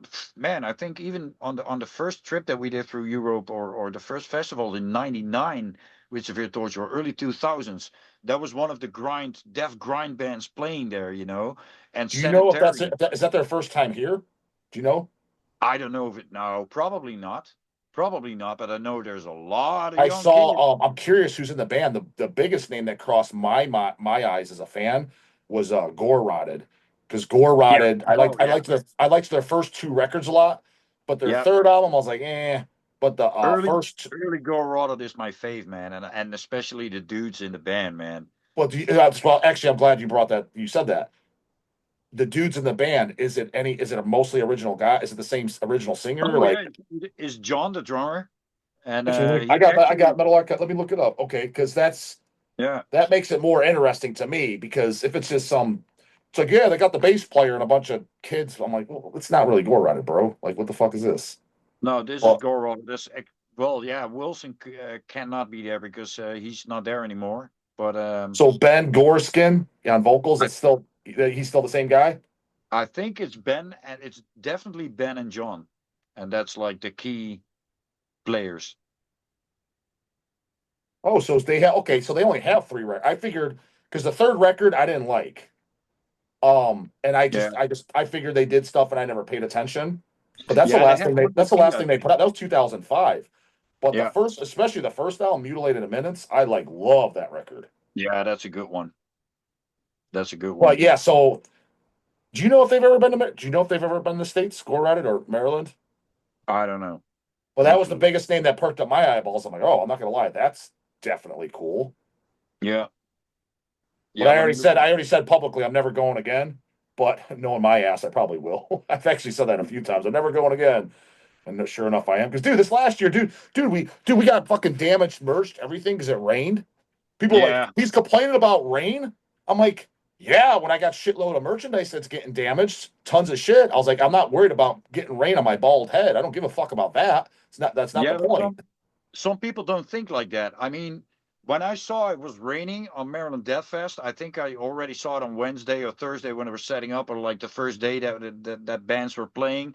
I saw like, oh my God, there's a lot of rain on Maryland Death Fest. My first thing I was thinking about is from holy shit, that merchandise street over there Yeah, where you guys are at. yeah. Oh my God, you get and first thing I thought is was like poor fucking Justin. He's in a tent, with rain dripping in because it's not like a complete closed thing. And Oh my it was dripping, brah. Believe yeah, me. that's dripping is not good. Yeah, it was miserable. But the fucking thing is because I was all pissed, and Lindsay was pissed, and I was like, I'm not Yeah, coming to this shit again next year. And she's like, well, maybe. I was like, well, how would we do it? She's like, well, maybe we'll just a week out, we'll plan for the hotel, or if the lineup's good, and we'll just look at the weather and decide the week of. I was like, yeah. Well, maybe, but I'm just saying. I got the flyer here now with the announced bands for next year, and I see Ingrowing, Fleshless. That was the one I Oh, thought it was San they're Antonio, but it's Germany. They're from Germany, right? Fleshless Germany. Fleshless. No, I think Czech Republic. Okay, okay. But I could be mistaken. It But could also ingrowing be shit, dude. I Slovakia. mean, they haven't been because they did a split 7 inch with Hemorrhage and a split 7 inch with Exhumed, I believe, both bands. Yeah, yeah, true. And then Gore Rotted. That's pretty cool. Demolition Hammer, but they played it before. Yeah, they have to. Because I've Yeah. seen them. Actually, I got a story on that, which is not a. It's another rain story, but I ain't even gonna get into that because that was the first time I said I'm never coming back to this fucking shit. Because actually that year was worse than this previous Yeah, one. Because I got fucked in the ass big time at that one, big fucking yeah. time. Total blame it on God. Total fucking blame it on God. Oh, dude, it's all I was out, dude. I left there. I Yeah, had that smoke. I sucks. had smoke coming out of my ears. I Yeah, was so pissed. merchandise. Listen, I'll give the short of it, dude. That year, that was 20. You know what? You know what's hilarious about that stuff? That might be the year I saw you. I think it was 2016. Mm, Anyways, it was last night. To put it in perspective, we left with a bunch of damaged merchandise, and Eric left on a stretcher, literally. oh wow. So it wasn't good. Let's just say that. Yeah, well, 2016 it was hot as fuck, man. Yeah, so if it's the year I'm thinking of, it was hot as fuck, and then the Sunday evening is when it rained, and it was during our teardown time. So at the worst time. So now you have no Oh, tent, and you're tearing everything down the rain. Like it was. But anyways, all that was going on while Demolition Hammer was playing in the background. That's how I'm like, they sound pretty good. But while I'm pissed off, that's how I know yeah. they played. Yeah, I don't really remember a lot from the Sunny. Was that the same night that Venom played?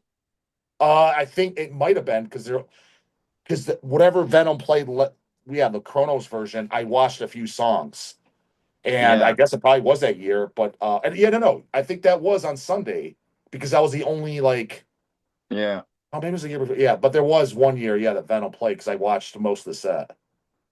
Yeah, yeah, I watched most of that too. I remember there was like three bands that I was not into that I liked seeing play, and that was Venom that did a really good set. Paradise Lost did a really good set.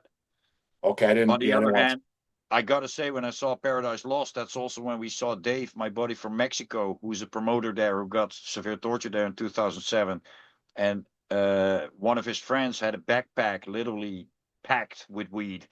So we And it we had wasn't a legal lot. at that time either. Yeah, well, let's say we didn't smoke it. We left Yeah. it there, and but for some reason, I loved the fuck out of Paradise Lost that day. And the same was with Mayhem when I saw them play. They did that. Was it the Dave Mysterious Dom Satana set? Yeah, and then Late at Night in the Dark. That was a great set, man. That So sounded you know what's killer. funny about that, dude, is I didn't get to watch Mayhem at Maryland Death Fest, but they did a tour and they came to Cleveland and I watched their set and it was fucking phenomenal. Mhm. Like it looked so Yeah, goddamn evil, just the whole appearance, yeah, Attila's voice. I was like, holy shit. I was like, that was legitimately an awesome fucking show. yeah. Because I saw it on Maryland Death Fest, and it had a good vibe, and the whole atmosphere of the night was good, and it was dark, and it was outside, and it was all great. And then I saw them the last time in Utrecht with Immolation and Marduk, Mm, and I watched the part of Mayhem, but it didn't have the energy nor the sound nor anything of yeah, that other gig, you know.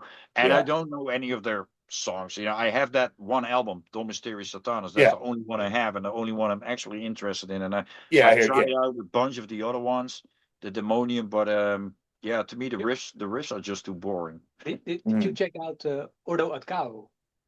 With, that's like, is that like an early 2000s one?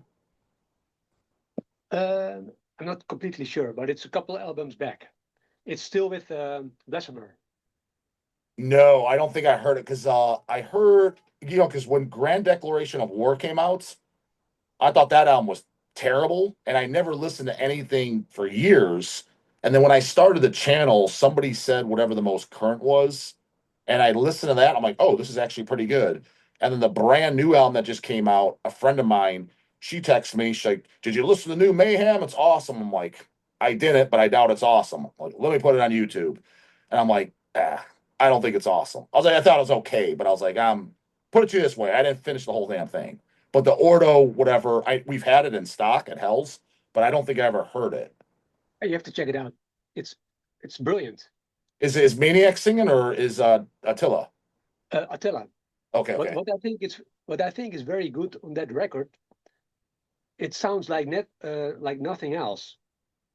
It's very the compositions are very unique. I think, Okay. and that And that is it still sound like black metal music or yeah, but mayhem style, you know. yeah. Because what they were doing now, you hear some hints to that Ordo ad Cao album, I think, but not Mhm. as good. You know, because you can easily hear Blasphemer making these songs, but I really am impressed by the compositions on that record because it's so unique. So Yeah, okay. it's very much worth the try to check it I'll out. throw it on Gotta the play. say, I'll throw it on yeah. the player then, yeah. I gotta say, I didn't. Well, everything I've checked out from Mayhem, it's not my cup of tea. And some of the riffs on some of the albums to me are pretty boring, or like, I don't know. For some reason, not as catchy as Marduk would do it. But the style and the diversity in the albums and the musicianship and all that kind of stuff is really high. You know what I'm saying? Yeah. So in that way, it is an interesting band, but I think Mayhem is kind of a hit or miss. Kind of like how a band like Doodheimskart could be, or Deathspell Omega, maybe. You know, Hmm. they can get pretty crazy sometimes. Yeah. Well, it Well, depends. Rob, yourself, I was under the impression, Rob, that you don't like any black metal or very little black metal. Is that correct? Or Oh, Well, I like some black metal albums, but the thing is, I don't like guys with makeup. You know? So that okay. I mean, now I understand the aesthetic of it, but in the beginning I was like, come on, man, I couldn't take that serious, you know. Uh, I mean, I like some. There's some good albums out there. yeah. It's Like really you with like, Korn. I'm assuming if you do, I'm assuming you like stuff by like Marduk and Immortal and those type of black metal bands, or maybe I'm wrong. Uh, well, I like the old Immortal albums, the first Okay. three, I guess. Uh, Burzum, but not a lot of black metal. But I don't like a lot of death metal either. You know, I only like the good ones. So That goes Is for there everyone. a death metal band? Well, let's just say a metal. Yeah, let's say death metal. Is there a death metal band that started in the last 10 years that you did like? Because to me, if you started 10 years ago, you're pretty much a new band, in my opinion. yeah, true. I have to say no. Okay, I assume that. Yeah. The only band nowadays that I like, that I still appreciate, and which I think is still very creative, is Portal from Australia. Oh, okay. They are very unique, also. Oh, it's definitely unique. No, have you ever seen them live? Yes, Yeah. two Yeah. times. Another The big, time the was big, with the, Seth. the big clock on his head. Yeah, he had a different mask now. He Oh, didn't. yeah. He Oh, didn't okay. wear a clock. Yeah, this is more like a demon with horns and yeah, a skull, like a skull with horns. But yeah, we went together in Belgium, in Brussels, and How it was far, how, cool. how long of a drive is Belgium for you guys? Not too long, like an Uh, hour. Oh, that's not. Oh, shit. That's close as hell. That's not long at well, all. actually, I moved to another place which is close to Belgium, but like Brussels itself is like 1.5 hours. Yeah. Well, how far do you, Rob? How far do you live from Seth? Like, how long did it take you to get to his house tonight? Like 3/4 of an hour, Okay, maybe quarter. 45 minutes. Okay, yeah. Actually, it's the first time I drove from my new environment to Seth's place. So Oh, yeah. You told me that. You said when you were getting files. I didn't know. Yeah, you said you were moving. How's your new place? it's a relief. It's a relief because I moved to a different kind of place, more like a farmer's village. Okay. It's more quiet. Yeah. I moved from a busy city to a more quiet place. So I needed some. I like silence, you know. Yeah. And I figured. I kind of pictured that. and where I lived, it was getting more and more awful. To make a long story short, so but I'm enjoying it. So And you're still doing your own business. yes, And because you did I understand it correctly? You paint houses. Is that what you do? yes, I'm a maintenance painter outside and inside, Okay. Okay. Yeah. and I've been on my own for like 13 years. Okay. So it's what I do. And that's going well. Yeah, it's going very good. Good. Well, Sometimes too good, where he doesn't have any more time. well, Yeah. But Yeah. that's Yeah. Yeah. also Yeah. Well, because, I know all about that, man. yeah. But as a painter, you depend on the weather. Yeah. That's speaking of fucking rain, yeah. this week was a pain in the ass. What do you do during the wintertime when it's cold? Cold and you get that little bit of snow. Like, what do you do then? I work inside. Just inside jobs? Yeah. Yeah, so I save all the inside jobs for the winter. Ah, yeah, that makes sense. Makes sense. Yeah. And then when the weather is getting better, I go outside. Yeah. Hey, have you But heard anything? I don't think I'm spoiling anything. I mean, we said it publicly. So if Seth's like, shut the fuck up, you weren't supposed to say anything. We talked about it. So I think, did you hear anything by Seth's new project? as a matter of fact, I did. But that was a long time ago. Yeah, that was just the demo stuff. The one song that I sent to you Well, you didn't with send the me a full song. digital. You just sent me the clip of those of a little like a minute clip. Like you never sent me a finished song. Wasn't that a demo song what I sent you with It had computer no vo- drum? it was like a minute and a half long, and it was there was no vocals. That's for sure. Yeah, but it's longer than a minute and a half, I think. Well, I mean, but it had no vocals, right? It was, I think, actually like almost 3 minutes, but it But had you, no vocals. No, no, you no, know, no, okay, no. okay. Maybe it was that. Yeah. Whatever that was, I was like, and again, I have friends and shit where they're my friends. I'm like, not my kind of music though. We even have bands on our label that Chase liked, but I didn't. So it's cool. So I'll be the first to be honest.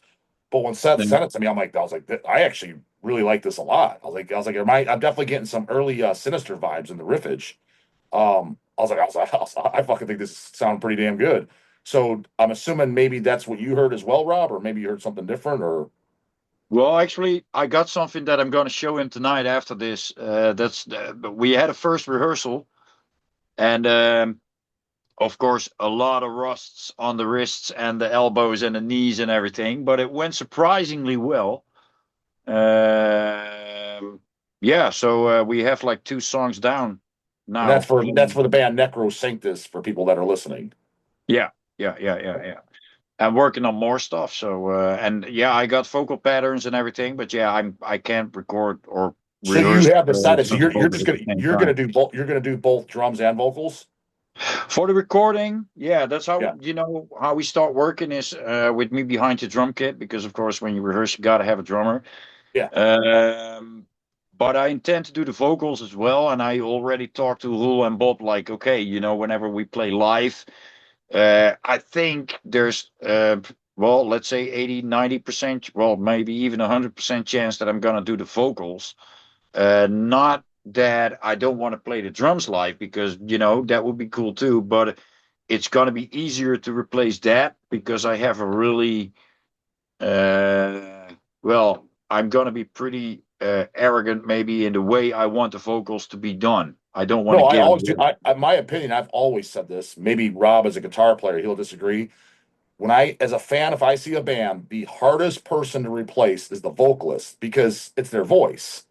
And when you get somebody that doesn't sound anything like the Allens, I'm like, "Come, this fucking sucks." I was like, this doesn't sound like the guy.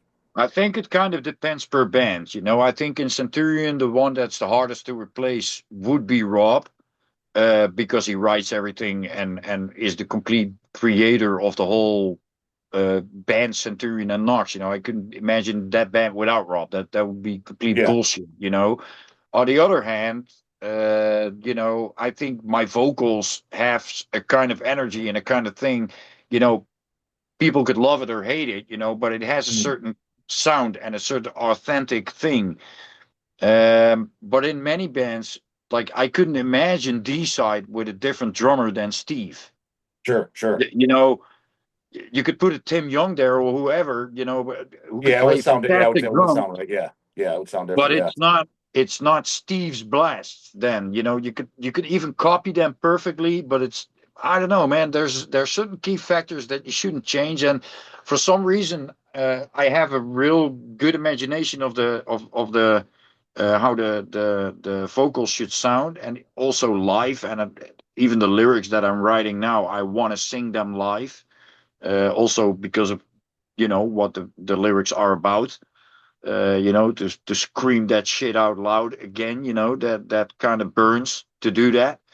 And on the other hand, I have a good way of how the drum should sound as well, but I can record that and someone could just play that and it will still sound good, or Mhm. maybe even better, because the guy that we have that we could probably use is a guy that is like 3 times as fast as me and could do Mhm. everything. A young kid that is like, but uh, I don't know how creative he is, or so in that aspect, we just started with the three of us now writing because we have that idea, and then we'll see how it goes. Yeah, We it makes take it one sense. step at a time. So it's And what not about like what about the bass players? He's still thinking? Like the guys got that yeah, resolved yet? Still yeah, thinking? yeah, A still thinking. Yeah, yeah, lot of thinking. yeah, yeah. A Well, lot of thinking. I don't think he is thinking. He is. That's exact, dude. You hit the nail on the head. Every time I hear that, because I've heard that so many times for business. Yeah, let me think about it. I'm like, here's the problem, bro. You ain't thinking though. I was like, 'cause if you're thinking, okay, get back to me tomorrow. That's thinking. I'm a be naive, bro. I think he's not thinking, but preparing. Yeah, okay. Okay. I'm keeping my hopes high, bro. Yeah, I know. No, yeah, Now that's we'll yeah. see how it goes, and let him take his time, and we just started practicing now, and now I think it's vacation time, so probably Bob and Rule are going to go on vacation with their family. So, but already me and Rule said that we're going to sit together and rearrange some of the stuff that we wrote, or look into what are we going to do with artwork, what are we going to do with this, what are we, there's a lot of stuff that we need to do. So we don't have to sit still. And on the other time, we're not on the clock. There's no time ticking, or it doesn't need to be ready in a few months. On the other hand, it's going pretty fast. I mean, I got more demo material in, so I think the first release is not even going to be an EP, but a whole album. Oh, sweet.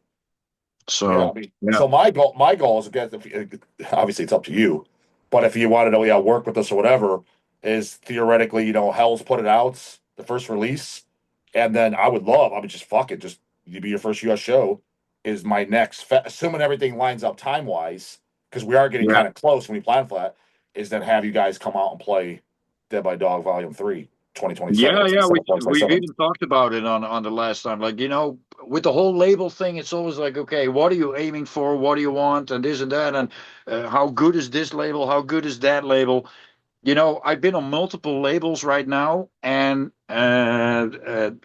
you know, everything depends on the situation and the time when Yeah, you are I see registered that. at a label. I mean, a label can do good, and you could be you can have a time at a label when a label is in bad weather, and then you're gonna see him or learn him from a different side. Same with friends. When they're doing well, they're all good, and when they're doing not well, you're gonna see different aspects of friends. And then it's all about, okay, how loyal are you, or are things sitting in the way, and are you going your own path? Yeah, What matters to me, and that's the same for Rule, the same for Bob, we want to work with someone who is really fucking into this. Life is too short to spend more time with labels who promise you big things, or who want to do this or want to do that. But then once you send something, you don't even get a response, or whatever, and I know all about those. what we know is that you're really into it, and you're a fanatic. And the same, I noticed the same when it comes to the Centurion stuff. So there could be, I told Rule, like, there could be another label who offers maybe a couple of bucks more, but to me, Yeah, that's like not important. I It's hear about, you. can we work together? Can we work some good things out? And is that good for everyone? Not just for one, but, is everyone going to be happy with, and is it worth it? And are we going to do this? And if it's a yes, it's all good for me. So in that, perspective, we've already said, like, Hell's Headbangers is going to be our first choice. And there's going to be some real fucking, badass offer from a badass dude, unless we're going to say we're not going to do it, or I don't see a reason why, because and all the goofy and playing the game shit, like, I'm not telling who I'm talking to because I want to see if I get a bigger offer here and there. Fuck that bullshit. I like just open and honest No, things. dude, that's the way I roll. Again, I'm not going to throw out numbers or anything with other, but like the band Midnight, Midnight was the biggest band we ever worked with, and Yeah. we did the first three records and EP, but basically five release counting the compilation records. And the main guy, well, he is the guy. He literally plays everything on the albums. He just has live musicians. Jamie, he's like really good friend of mine, probably my best friend, right? And they left to go to Metal Blade Records because bigger payout. And I totally supported them. I'm like, dude, trust me. I was like, I don't blame you. I was like, for fucking that offer, I was Mm. like, I'd leave me too. Holy shit. So I was as a friend, I separated business and personal, and I was just happy for him. I'm like, fuck yeah, dude. I was like, they're offering that. I recommend. That's fucking awesome. And it depends also, but also it depends on your ambitions. I mean, I don't think that me and Rule and Bob have the ambition to be the new fucking band on Century Media and we're going to tour 8 months a year. Yeah, Fuck no. We don't yeah, even want that. yeah. What we want is to make a good death metal record that we feel is missing right now. And, you know, in the style that we like, with a logo that we like, working with people that we like, with the right, that has the right things and the right riffs and the right fucking vocals and everything. That's what we want to do, and hopefully we can do some cool shows, but we don't need to be the new fucking trend, and Yeah, I'm not even expecting that because people don't, you know, uh, I don't even think it's that trendy what we're about to do. yeah, yeah. And but on the other hand, I am convinced the way that we are writing now and the songs that especially the one I have all the vocals ready for now, the way I hear the song in my head, I can't wait to fucking record it because I think it's some of the better stuff that I've ever fucking done. And it's not even recorded yet. So How do you yeah, do, and dude? So if that it's you said it's alone. in your as a musician, you said it's in your head. What happens if you forget? Like, as stupid as that, like, are you just fucked? Like, No, almost. I don't. I don't. Once, no, like a vocal pattern, I don't even. Once I have the lyric finished and the whole pattern on the song, then it's there. Are you And just kind I'm of like practicing it, like in your room, like just singing it out loud, like so that way you don't forget? That way it's almost not memorized, or you even. just okay. No, I think it. Oh shit, okay.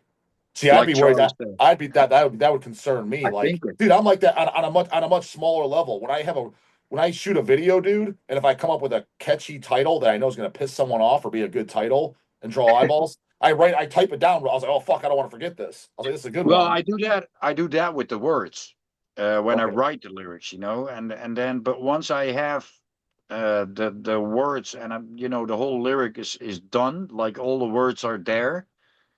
It's not like I write the lyric first and then I'm going to put it on a song. That's what I did when Rob had lyrics finished because he had like a stack of lyrics, like 8 or 9 lyrics, and we had 9 songs. Go ahead, Seth. And then I asked Rob, like, okay, do you have a specific lyric that you want with a specific song? And then it's like, oh yeah, I would.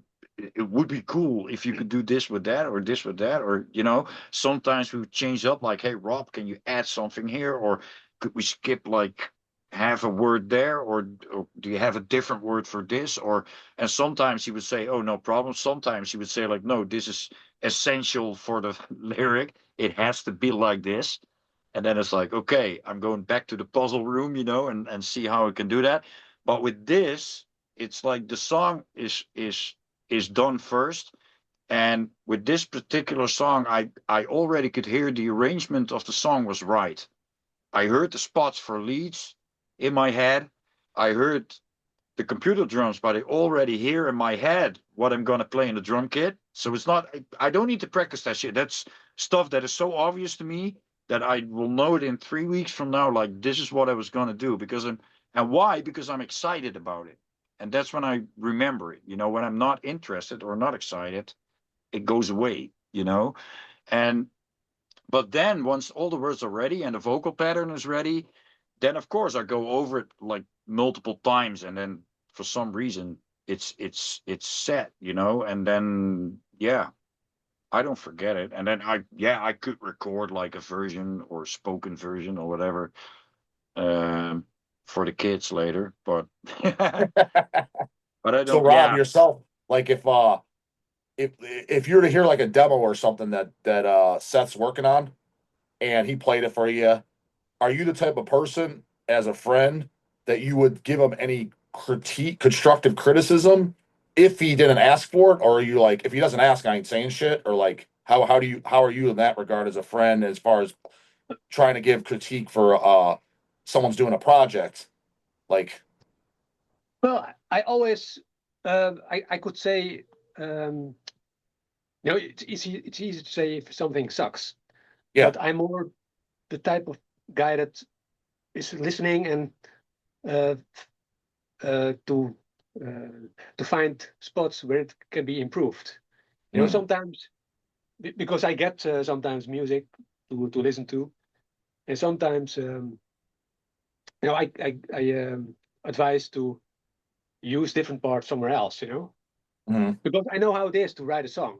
You can get lost in your own song, and when fresh ears listen to the song, the fresh ears can hear the strong points of a new song.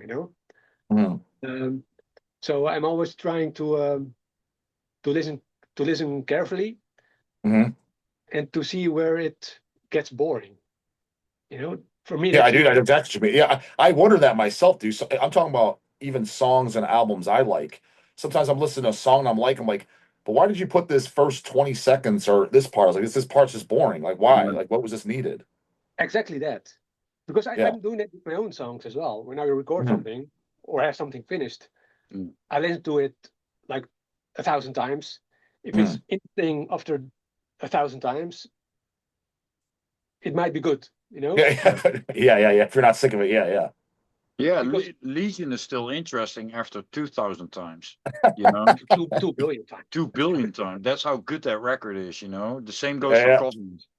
That's those two are blueprints. Yeah, That's the songwriting is so good. even the first Deicide. I always say Legion because I think that's just a little notch better than the first one. But you know, those first two, I mean, they are so unique in many ways, and they got so little credit back in the day. I remember the biggest magazine from Holland gave them like 5 out of 10 points or 6 out of 10 points, Oh, really? and still, after playing him 2 billion times, I could still. We're probably gonna play some D side tonight because we usually do. Like, okay, Okay. what are we gonna play? Oh, I don't know. Well, just put on Legion. That was always how we roll. Like, So, if in we your don't guys' know what to opinion, are you play, guys? Because I know you like both. I mean, pretty much everybody likes both. If you had to choose, and I like both too, whichever Deicide's your favorite, Legion for whatever your favorite album is, your favorite Deicide versus your favorite Morbid Angel, which one do you like oh, more? Legion. Yeah. Yeah. Yeah. No, as I like as a whole, I like Deicide more too as the Morbid Angel, and the Morbid like Ultras of Madness is one of my favorite albums. But if I had to pick favorite Deicide, is I like Deicide more. Yeah. It, the thing is, I always thought Deicide was more honest. I mean, Morbid Angel, they were Yeah. very good musically, but Hmm. I didn't always buy it. Well, it's Like funny. lyric wise. I've heard from reliable sources. Don't want to say who said it because just don't want to say who said it. But someone that known him since back in the day, he said David Vince. He's like that guy's the biggest fucking poser I've ever met. I was like, how a poser in what sense? He's like, dude, he's just trying to pretend. He's just posing. Like he's trying to fit in. He's like, I've known this guy since the '80s. Like, he's a fucking poser. Yeah, That's not me. you know, That's just what he told me. That's what I was told by somebody that knew him. Knew him. Like. Yeah. Well, he wants to put on a show. I mean, he's not afraid to put on a show. That's also, the cowboy hat now at Yeah. Ultimas and all that kind of stuff. And I kind of like that. I mean, uh, he's not afraid to make it big or do like laughing in his lyrics, like ha, ha, ha, and the clean singing. And I mean. It's pretty groundbreaking if you see what Dave Vincent has been doing, and then everyone's going to be in the comments like, "Oh yeah, especially on the I album that has a celebration actually today, from what Oh, I is that heard." today? Is this the anniversary of that record? Yeah, people always tend to bitch about it, but maybe with the exception of maybe 3 songs, I think that record is still better than the K record. I And didn't listen to. I didn't listen to the K record. K record is just boring. Okay, Yeah. I'm not surprised to hear It has that. some good riffs and it has some good parts, but in many ways, I think it's kind of boring. And I think there are certain songs on the I album that are better than the whole K album together. What's funny is multiple people have said that they're like, dude, that album's not that bad. Like it just has a few really bad songs. I'm like, I guess Yeah, to be fair, then on my end, I was like, I never listened to the album in its entirety. I was like, I heard a couple of the really bad songs, and I was like, yeah, this is just dumb, and I didn't even yeah. listen to the rest. Well, there's a bunch of pretty good ones, to be honest. That's what somebody And said. I'm like, oh, yeah, maybe though. but to get back to the whole D side thing, I think Morbid Angel. I still consider that music, and D side I consider really when I play it, it's like something from another planet, something that comes straight out of hell, and Mm, that also has to do with the vocals. mm. Because of course it is drums, it is riffs, it is double bass beats, it is blast beats, it is same ingredients again, but for some reason, yeah, that pizza just tastes a whole notch better. To me, it's really you got Deicide, then a long time nothing, then Morbid Angel, Immolation, and then a long time nothing, and then the rest. I also think, Yeah, it also depends what you are looking for. yeah, I mean, if you really want to have the most satanic shit out there, then you have to spin Legion. And I think Morbid Angel, you should be looking at Morbid Angel more philosophically, I think. I can see that. Yeah. Which I appreciate, in Yeah. I appreciate all these bands, and like Rob says, it's true. I mean, there's a lot of people looking into music and experiencing death metal, even though it's all death metal. We all like it for a lot of the same reasons, but we all experience things in a different way. I mean, you and me could look at the same action movie, and we can both like it, but both in a different way. You know what I'm saying? And 1,000%. that's Yeah. just how you experience it, how it clicks with you, how it resonates, what it makes you think about. I mean, there's some people that listen to Severe Torture and then, oh, you guys remind me of Melvin Creation, and then we're like, that's like completely no inspiration to any of us.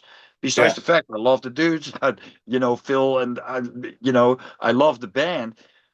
But apparently, there's people who hear that. If you hear it in that or the same type of aggression, that's all good. It is what it is. But I think in death metal, yeah, there's different type of people. There's people that are more into analyzing the music. Some people are in it because of certain groove, and they're probably more into bands like Dying Fetus or older death or more the progressive stuff than bands like Incantation or Immolation, maybe. But there's something for everyone. And I like a lot of bands, but with a lot of bands I have to be in a certain mood. Like when I Yes. I'm saying me too. when I put on the grill outside and I walk around in shorts, I'm gonna play Obituary because I see these guys walking around in shorts in Florida too, putting on the grill with a That Budweiser. they definitely are. I'll give you that. Yeah, Yeah. yeah. But and there's different moods. When I want to hear something dark or something like with dissonant stuff, I'll play Immolation. When I think about horror movies, I might put up a Mortician album. But you can always, it doesn't matter, 24 hours a day, you can spin Legion. It's always good. I'm always in the mood for I that just one say for that I some just say that I say weird that as reason. Deicide as a whole for me because obviously I liked everything, and I can play the. It's funny because exactly the same thing in the moods. Like I have shit that I'd rather listen to in the car, stuff that I would listen to in the shop when packing Yeah, records, and then yeah. stuff that I listen to. For example, in the gym when we're working out, I don't listen to a ton of metal. I'll listen to more stuff like the Misfits and shit like that, more upbeat stuff. It's moods Mhm. for different environments. But the funny thing is, if I do listen to any metal in the gym, one of the few things is Deicide. No matter what fucking doesn't matter if it's car, shop, fucking going to bed, brushing your teeth. It's always good. Yeah, yeah. And they just make good music I and good agree. songs. They don't fuck around. I got when Seth was doing vocals for Deicide, I got the chance to speak with Steve Edgeheim, Yeah. and because we were talking about how did Legion, how was it written, and I wasn't. I mean, back then I wasn't aware that he wrote a lot of songs for that album, which was a surprise for me because I always thought Legion was very guitar orientated, Yeah. Mhm. and the fact that it's written by a drummer, that's Yeah, yeah, yeah. quite Gunn said that in an interview. I think it was with my brother. That the interview I was supposed to do like almost 10 years ago, but I was in Vegas. But so my brother did an audio one only.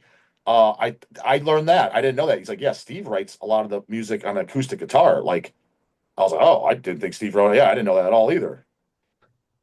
It's actually best with certain stuff to write on acoustic guitar. Patrick writes a lot of the Severe Torture stuff and everything on an acoustic guitar. And the Oh, reason okay. why, yeah, Patrick always said like, everything sounds badass on an electric guitar. So I want I my can see riff. that. Yeah, so if it sounds cool on acoustic, it's gonna definitely sound. I can see That's that. literally what he said a couple of times to me. Yeah. when I write everything I write, I play it without distortion. Yeah, dry. Okay, yeah, yeah, okay, So you can hear if it's audible, Yeah. sure, because when there's distortion on top of it, you can play whatever. But if it yeah, still sounds tight Yeah. without distortion, it's good. And you can hear all the 16th notes, when he's shredding. When you start shredding on electric, you can fill up all the gaps, with noise and just putting on some gain or whatever the fuck these guys do. But, when you shred, yeah, when it's clear, and that's basically also why he has a pretty easy job in the studio.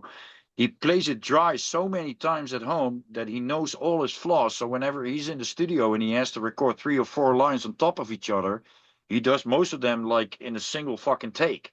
Like, boom, boom, boom, boom. Like, and then there's these producers that say, like, how the fuck can he play a take exactly the same, like on top of it, like 4 times in a row? It's like, yeah, because that's what he does when he's at home, because it shows, you can hear every flaw and every mistake that you make.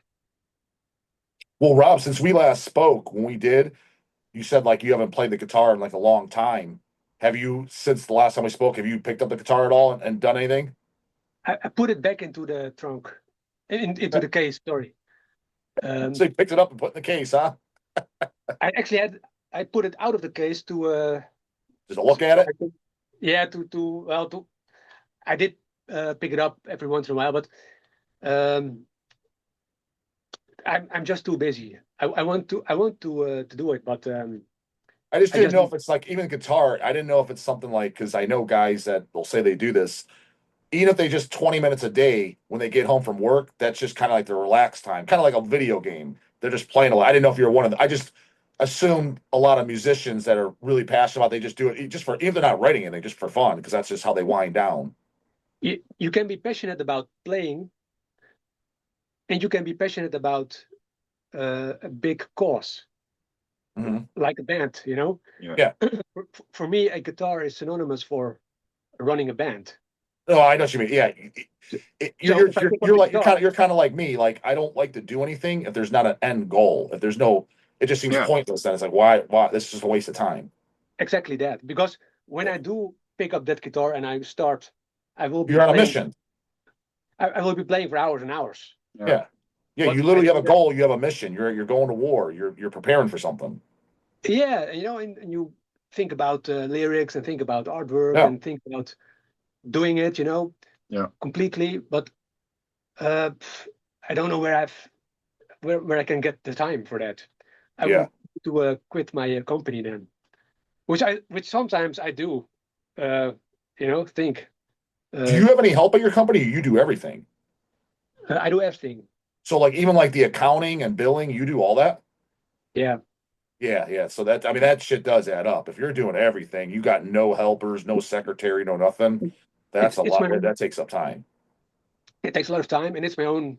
I don't like company. So, the price for that is that you have to do it alone. Yeah. Which is a conscious decision, but sometimes it kills creativity. Yeah, I can see that. Yeah, I can believe that. So, and the thing is, now I have a more comfortable life in a way. Yeah. For the first, normally I would live like a rat, and have a lot of time to make music. So it's this or that, Yeah. What either with there's a pros and cons to both. Yeah, and it's very conflicting because I know I can. There's a couple of albums in me, for sure, but logistically it's very difficult. Yeah, there has to be. What about you, like personally, Rob? Because I know Seth does, like on a general day-to-day basis. Not saying like every day or all day, but like, do you listen to anything? Or you listen to just podcasts? Do you listen to music? If you do listen to music, do you still listen to just the like death metal, or you listen to classical? Like, what is your general, like, if you listen to anything, like, what does a general day look like for you on that? A general day, music-wise. Yeah, if you listen to music, because some guys are like, you strike me as a person. I could be totally wrong, that you're around silence a lot. You don't listen to much music, maybe once a month or something. Maybe I'm totally wrong, but I get that vibe. Well, the thing is, for example, when I work, I don't have music on. Okay. Because I hear the music in my head. Okay. So, but in my car, I spin music. Actually, most of the music I listen to is in my car because I'm on the road a lot. And at home, I listen a lot of classical music. From like especially modern classical music. Oh, and, modern stuff. So you actually do like some modern stuff. Well, it's modern music which is 100 years old. Okay. Okay. So, there's actually a treasure, really a treasure of modern music Mhm. to be plucked from, Okay. Yeah. And because at some point, like in 2015, I was a little bit fed up with death metal because it Mhm. doesn't tickle me. I mean, so I tried to look for different inspirations. Mhm. So I found modern classical music, which is very interesting because no one wants it. Mhm. I find all these beautiful records with very interesting ideas on it. Mhm. Um, so I'm still, I should have put it, I'm trying to find a way to uh, make that modern classical aspect into a definite context. But Okay. that's why I like that Mayhem album, Ordo Ad Cao, so good, Uh, because it's very abstract. okay. And I really appreciate it because that's different. Mhm. Because, there's plenty of albums, and personally, I would like to write something which doesn't exist yet, Mhm. Sure. which is very hard to do. You have to, Extremely hard. Almost impossible. yeah, but it's a challenge. So, So, like in your car, you said you listen to music. Like, so what would you generally listen to your car then? Like what's? uh, actually, I found in my car I listened to Ennio Morricone, which was he made music for movies, Yeah. Mhm. and it's very great. I found a very big book of Ennio Morricone, Mhm. and in that book you can find all the advertisements for movies he made music for. Mhm. So I'm, looking through the book and I see all these movies I didn't know. Um, and he made brilliant music for movies from the 60s, especially. Okay. So I'm trying to find all these soundtracks on CD, and I um, know. I know people that do that too. They collect movie soundtracks in general. yeah, there's, some of these soundtracks are brilliant, Mhm. Yeah. Yeah, I should be really more into that because I watch a lot of movies and there's I actually think I only have one soundtrack album, which is the one from Bram Stoker's Dracula. Oh, Uh, okay. Yeah. I don't know. Yeah. it has some really classical stuff. I can and the stuff is so good. I can clearly. It's been years since I've last heard it, but the riffs are really good. The riffs No. or Okay. Yeah. melodies. Yeah.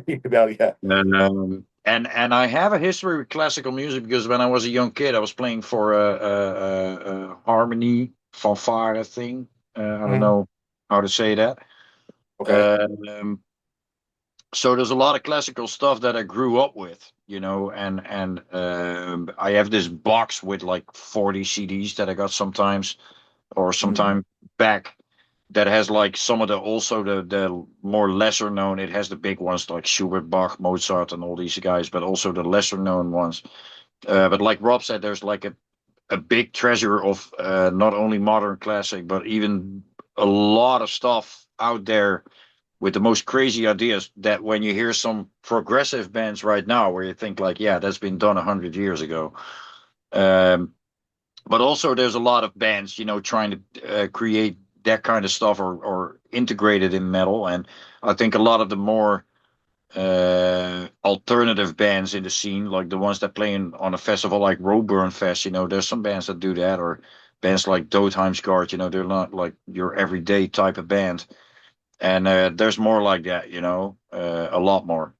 But there's so much music out there. That's what I like to do when I'm at home. I do. It's not like, okay, I'm gonna listen to music now. I mean, uh, when I'm cleaning up the attic, I always put up something like an old school record that I know or remember or whatever, just for the background, which is Okay. easy because you don't have to pay attention. You don't, with new stuff, I want to pay attention. So I also have moments where I'm just looking up on YouTube, like whatever comes in the feed or whatever, or I try typing in death metal 2026 just to see if there's new stuff that I can discover. Mhm. Um, then usually I listen to a bunch of stuff, and then either there's something really good, and then I get excited about it. I start digging in deeper, or I get disappointed with all the shit I hear, and then I'll just go play on some of my old school records, and then I'm done with that, and I go watch a movie or play a game or whatever. But usually in the car, well, when I don't drive, so my wife is always driving. So she has the radio on, but not on a loud volume because I always want to hear my environment. I don't like traffic that much, so I want to hear what's going on.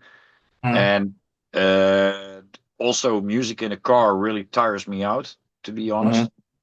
Um, so yeah, usually when I listen to music, it's here in the attic, Okay. and yeah, either discovering stuff or playing the good same old, Yeah, yeah.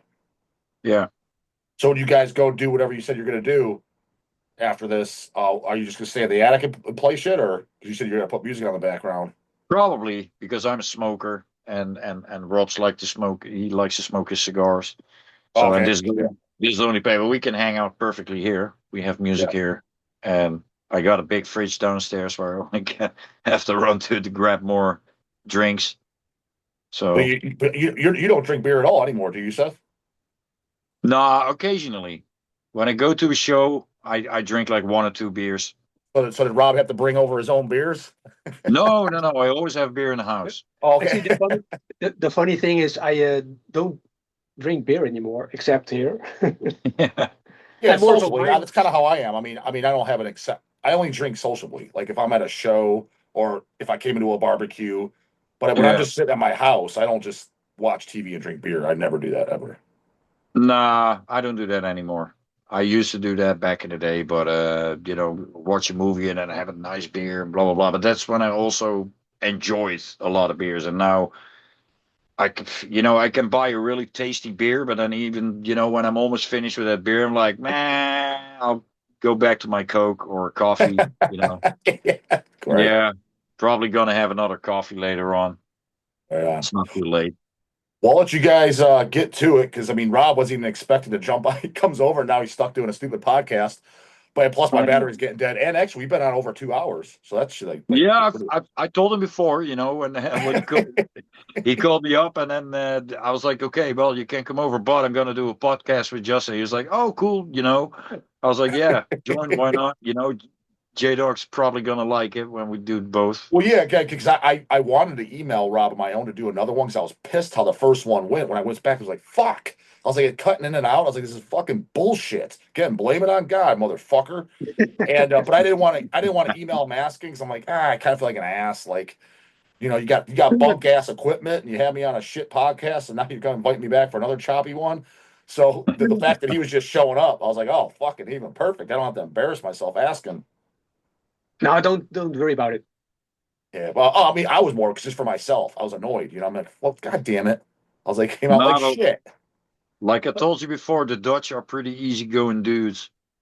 So far, No dude, they've been ducking. pretty goddamn reliable. Yeah, like again, a lot of people ducked me at Maryland Death Fest, but Henry didn't. Hey, and I told you so. He's not Yeah, gonna duck no, you. you did. I told you Henry 100%. was cool. Yeah, 100% did. Yeah. Yeah, it So, was good seeing an interview with him again, man. I fucking love Henry. Good yeah, seeing that he's doing good and playing Maryland again. yeah. Nice. So, but anyways, guys, yeah, I'll let you guys get to it because, like I said, my battery, I think it's popped up a few little bits at 15%. But enjoy your evening. And Yeah. anything comes up, you guys both have my contact. Just hit me up. In the meantime, I'll hit up Eric L too. I'll hit him up either tonight or tomorrow. Eric L and ask him about that Nox. Yeah, Yeah. And then I'll email you, Rob. I'll let you know what he says. pretty good. Yeah. But you guys Yeah, got my yeah. contact. If you need anything, just hit me up. All right. Will do. Oh, and Good. by the way, save me one of those pharmacist copies. Yeah, I will, dude. I'll get one out to you, Seth. And save me, please, Steve Mayhem LP. Oh, okay. Yeah. Let me see. Yeah, let me make sure. If we don't have more, I'll get more. Because actually, Steve, I was helping Steve out with that. He texts me about the project. He's like, "Hey, could you guys stock these?" I'm like, "Just give me your PayPal, dude. I'll buy them." I was like, "I'll put them up just to help out." So, oh, by the way, did you guys watch? It went up. I don't know, a few days ago. Did you watch my Glenn and Steve in person together? Yeah, Yeah, of course. Okay. Yeah. So that was fun doing that. So Yeah, that was a good it's one, man. yeah, the audio's a little fucking low because I'm not even getting into Yeah, but that. that's the thing, some interviews, I'll bite through it. You know, I don't mind because I'm just too interested in what certain people have to say. Any other band, any other interview with that audio probably have clicked it away. But come on, man, it's fucking Glenn and Steve. Together, I know. Yeah. Yeah, So good that was a good Yeah. one, man. Yeah, no, that was fun doing it because I mean we talked for a shitload before we hit record, and some of that shit couldn't be said on camera. Glenn was saying some funny ass fucking shit where there's no way he wants that on camera, but it was funny Yeah. as fuck. So Nice. Good all one. right, guys. Well, enjoy the rest of your night, gentlemen. You too. Yes, you too. Later. Later.